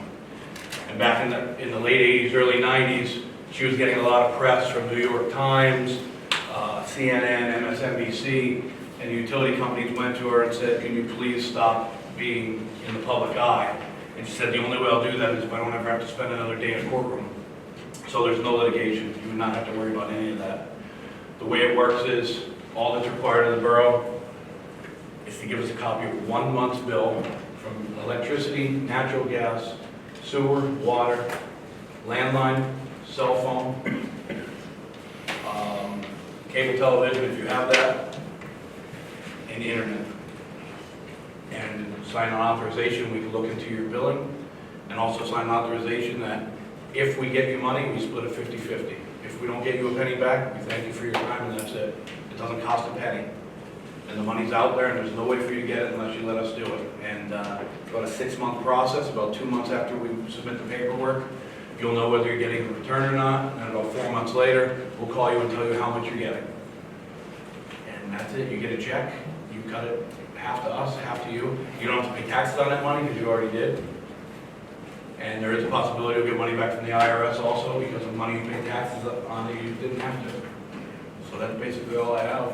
I've heard a lot of things about money in this borough tonight, so we're just here to help. If you have any questions, I can do the best I can to help you out.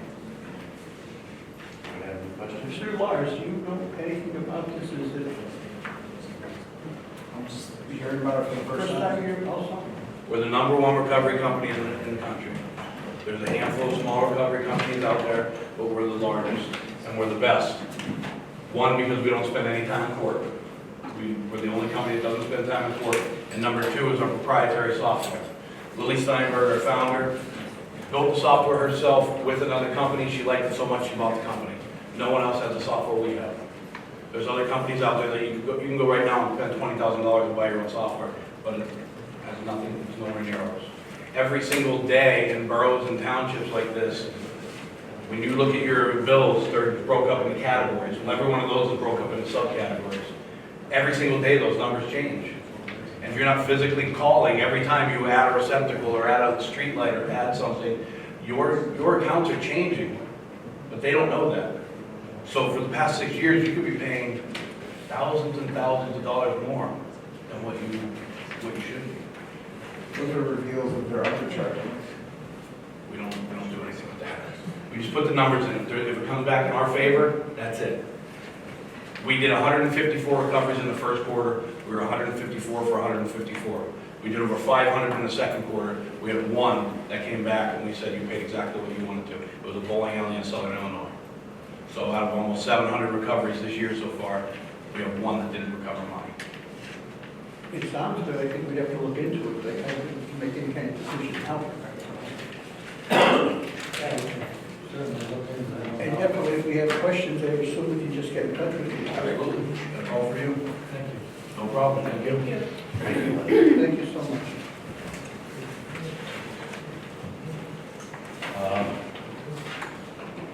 Deborah, Del Regno.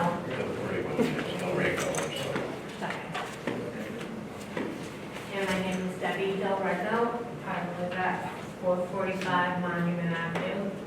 I just moved here 18 months ago from Connecticut and retired. Everybody asked me, how did you end up in Wyoming, Pennsylvania, but we had family in Pittston, so that's how we moved here. And by moving here from Connecticut, we cut our living expenses in half. So I understand that that's not relative, but I think the gentleman in the back against the wall kind of answered a lot of my questions about blight. Is there any blight ordinance in Wyoming? There is, Yeah, okay. we have a code enforcement officer. That's what he was selling. So who is that? It's a man by the name of Harry Smith from Pittston. You can call him anytime. He'll take your phone call if you're any resident or anybody that has, sees a property that's an issue, like the one on the corner of Wyoming Avenue and Pettibone. Oh, You know, it's a disgrace property. You know, and, if okay. you have any complaints, you call him. Well, we have, next door, there's a multi-family home at 447, 449. The owner does not live here, he lives in New Jersey, he has no idea what's going on in that house. There is a commercial business being run out of that house. There's commercial trucks all over the road and all over the driveways. Place is falling apart. All the garbage is outside to the right of the house. Now we have rats. And because of the rats, now we have cats. And between 9th and 10th Avenue on Monument Avenue, there's a lot of construction going on. People are putting money into their homes to make them nicer, to make them more valuable. And we just all feel like because of this one property, all of our value of our homes are going down. And it doesn't seem fair. It doesn't seem right. It's, If there's a violation of the zone, of the code, they will, crack down on it. Depends on what, if there's a house over there and the house kind of, is not painted right or something. I don't think they'll know anything about that, but if it's, if it's a real. oh, it's bad. I mean, there's like 5 to 6 work trucks. And, I mean, I don't care. I would report it. Chief, can you check into that, please? I'm writing the address down as we speak. I mean, I'm not a fake, I hate doing that, but I've been talking to many neighbors in that one block between 9th and 10th, and everybody's very upset that they feel like their home values are starting to come down, especially when everybody's putting money into their houses. Mark, is that whole area, Alice, the whole block, the big one? It's a big yellow house. It's Second falling house on the right. apart, but like I said, the owner doesn't care, he doesn't live here, he lives in New Jersey. There's no trouble there, I understand there used to be, but since I've been here, there hasn't been any trouble, but it's disgusting, and it really is not fair to the Actually, I homeowners think on that block. there's 4. There's 5 apartments in there, they're all fully rented. How that is, I don't know, because the place looks like doesn't look like it's habitable to me, but 5 apparently it apartments is. and it's running a commercial business. Yes, there's a roofing business being run out of Is it? The whole It's gotta backyard be is, some residential, doesn't it? it looks like a scrapyard. It looks like a commercial scrapyard. When you're facing the house, the amount of metal and all the crap that's there is unbelievable. And then along the right side of the house is all the garbage. I had to put a fence up to block it. I've been spending nothing but money since I bought this house to keep as much light away from my property as possible. But now, because of the garbage being outside all the time and the rats are coming, and now I have cats coming in, and I've seen it just completely deteriorate in the last 18 months since I moved here. And I know where I came from in Connecticut, we did have a light committee, and they would never stand for anything like that. So being new, We'll reach out to Harry Smith, and he can get with it. Before you leave, don't leave without talking. I'm at a Little League soon because it's getting dark, and I walked over here, and I don't want to cross Wyoming. Well, I get you. But I don't know the town that well, and I'm interested in getting to know what's going on in Wyoming, obviously. I like to be involved, I actually want to start volunteering with the irrigation department. But I don't like to see our home values go down. I mean, we work very hard for what we have. And everybody on that one particular block is really doing such a nice job. I mean, our road between 9th and 10th is a mess, but Susquehanna is worse. That's one on the list. Susquehanna is worse, I go out that way. bottom of the borough, even though ours isn't as bad. But I just didn't know, so it's Harry Smith in Pittston. Yeah, we'll reach out to them, we'll call them. Oh, you will? Oh, okay. My name won't be mentioned? No. Oh, okay, so I don't want to have nothing, you know, I don't want to be involved in anything like that. I'm kind of here actually on behalf of everybody in the neighborhood. I have a lot of elderly people that I kind of look after because some of them are sick. And they're all upset too. And I said, well, I'm going to go to the meeting and I'll let them know what's going on. Yeah, and he does send people out, because I called him for different property and grass, and he went, they'll Oh, the stop. grass, yeah, that. Working with you guys, that you could just do it more too, so. Yeah, it just doesn't seem fair to everybody else in that block. It's very, very ignorant. And I've already looked at the estimate on my house since I moved there 18 months ago, it's already gone down. And I know that that's, you know, real estate in general, but it's already gone down $25,000. And I'm not sure if it's because of that or just the area, I don't know. But it's not right for anybody in that block to have a build next to that. Get in touch with him for it. Okay, and that's all I have to say, and I hope to be. Thank you. Thank you. Oh.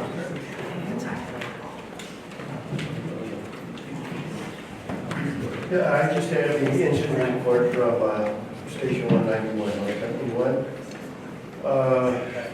For the month of June, they responded to one gas leak in Wyoming, one in Exeter, one vehicle fire in Exeter, one commercial structure fire in Wyoming, one MPA in Wyoming, one commercial fire alarm activation in Exeter, for a total of 3 in Wyoming and 3 in Exeter, for a total of 6 in the month.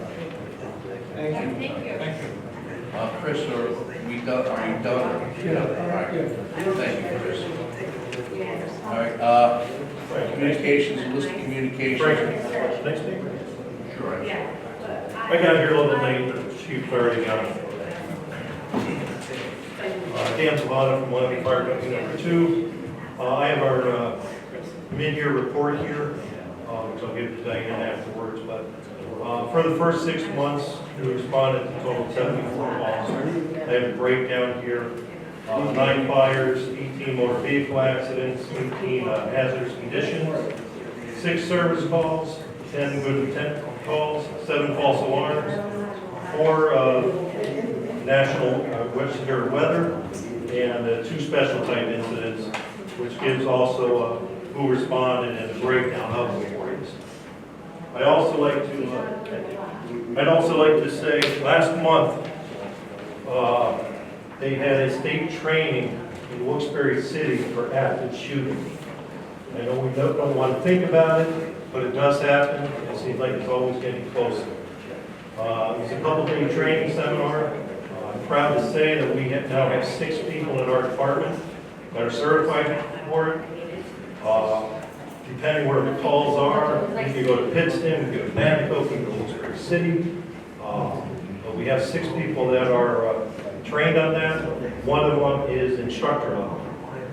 So I'm proud of them for going. I think you guys should be too. That's an asset that we have here in the borough for all of us.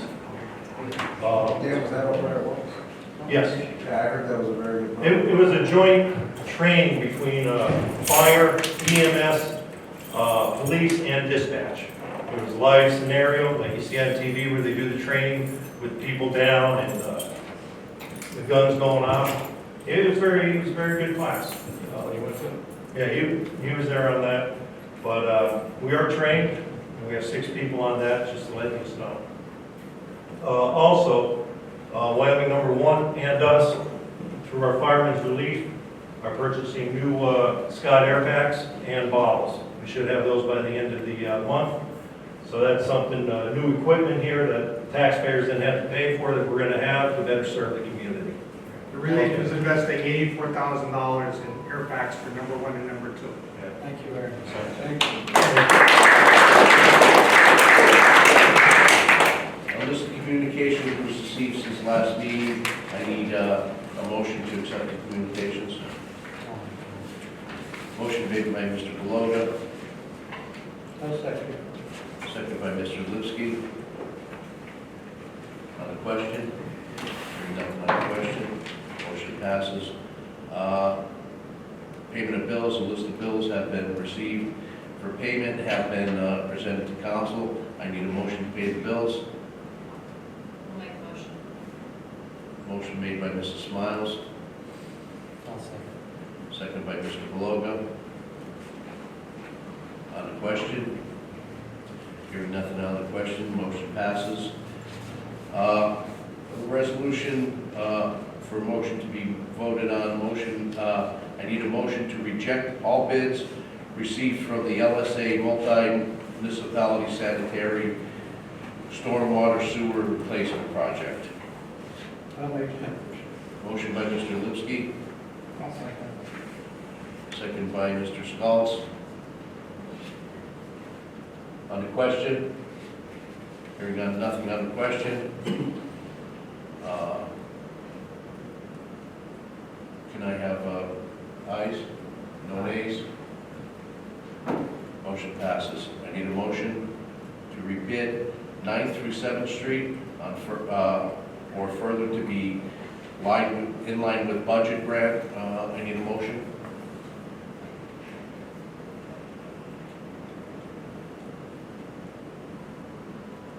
I guess that determines if we're gonna use the grant funds or not, right? If you make that motion and it passes, then you're not gonna look at taking that 500 grand to pay roads. I mean, I would take time to take what you're doing. We have to make a motion to make a motion to just put it out to bid so we can see what it'll come at and just not say we're to be in line with budget grant funds, we could say from the sewer fund. I think we make a motion. Oh.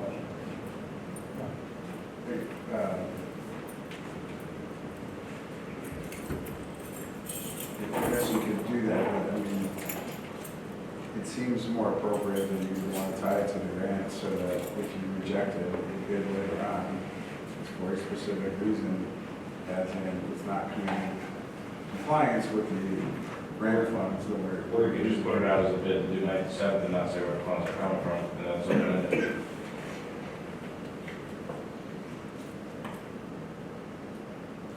Should we do that? It seems to me though that you want to tie it to the, you do want to tie it to the grant.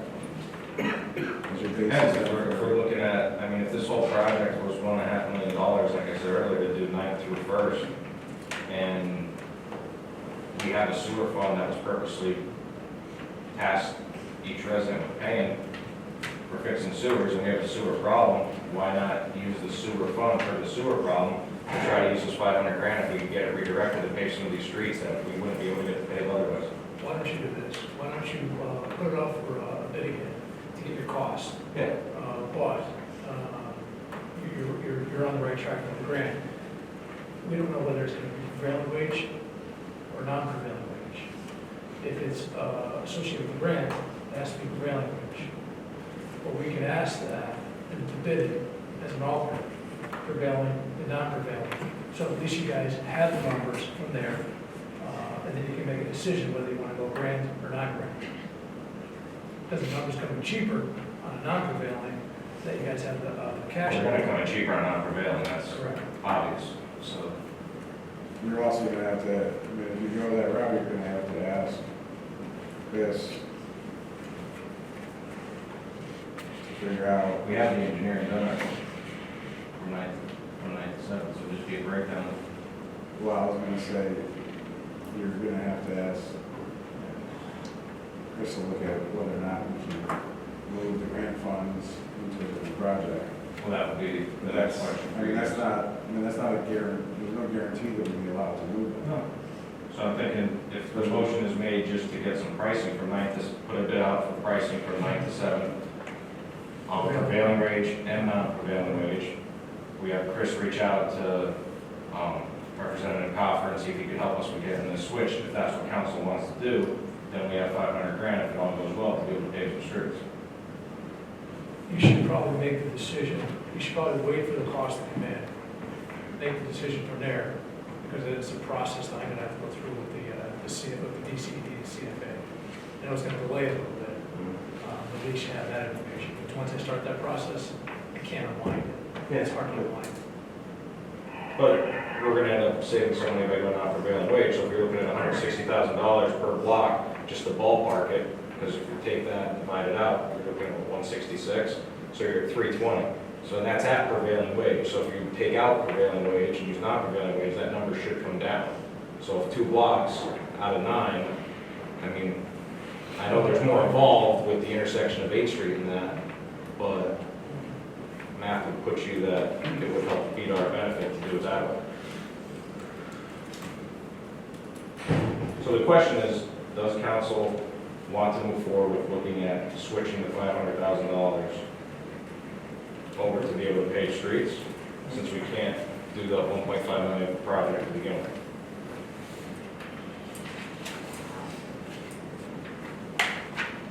I don't think you can vote on that until you know deadlines in the process, and the full length of the process from Chris on being able to switch it, right? I think you need to get the bid back on the costs here, and at the next meeting have a more thorough understanding of, well, one, when our deadline is for when we have to commit for this, and 2, the process of applying for to switch it, so that we can understand if we can even fit into that.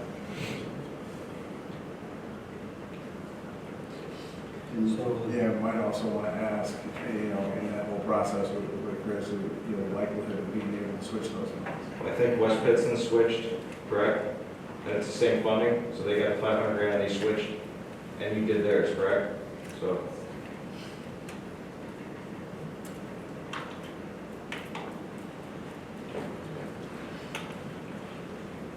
So you recommend us to go ahead with the motion to agree with this 9 through 7 numbers? 9 through 7 to rebid it, non-prevailing wage and prevailing wage, correct? There you go. Do I have a motion? I'll make the motion. Motion by Mr. Below, I'll second. seconded by Mr. Spells. The question? Any nothing on the question? Ayes? Ayes have it. So Chris, you'll get us more information on the process for switching timeline and timeframe for when we have to use these funds. And I guess before you move on from Chris, we also presented to you the idea of the CFA grant, applying for the CFA grant for street paving. Okay, I need a motion. I'll make the motion. The motion would be to authorize Chris Colley and his company, along with Jim and Penn Eastern, to form a project to apply for the CFA grant for paving projects in Wyoming Borough. Is that accurate?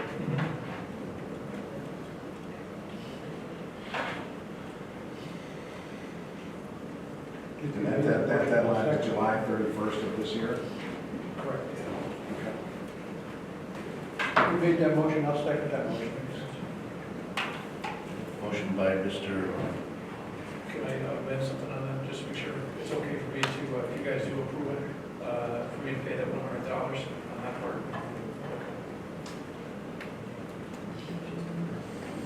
The motion was by Mr. Beloga, seconded by Mr. Lipsky. On the question? Hearing nothing on the question, ayes? Nays? Ayes have it, so ordered. I make a motion to appoint Mike Ford temporarily for a part-time police officer because of the issue of safety concerns of officers working too many hours. But he still has to apply for this part-time position along with whoever else wants to apply for it. Can we do this? Okay. Motion made by Mr. Beloga, second. Before you do that, are you sure, Chief, that he is Act 120 certified, he kept up his certification? Yeah, he still works in Lehman, 44 Exeter So all certifications are up to date, he's able to, okay. Yes, sir. Second? What is the motion exactly again? To appoint Mike Fuller as temporary part-time police officer.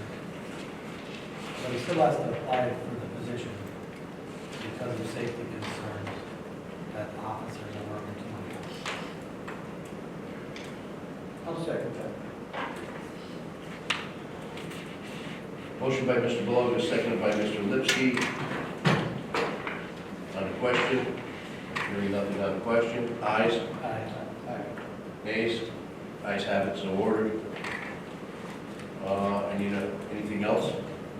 We need a motion for the restructuring of the debt that the gentleman was talking about from the VA economy, to look into. Well, yeah, I mean, I can explore it, I don't think we need the motion we talking about, I mean, motion, any potential change, but if we can talk to them, then we can, and work with Jerry to get a bid, or to get an RFP, to get just approved the RFP, and that's what that's the other way. I think you do need one more motion though to advertise for the hiring of part-time officers. I need a motion to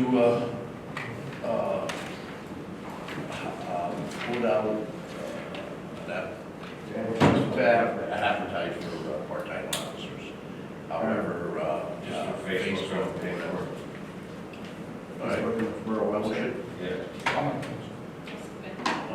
Motion by Mr. Skull, seconded by Mrs. Smiles. On the question? Nothing on the question. Ayes? Nays? Ayes have it, so ordered. Anything else? I need a motion to adjourn.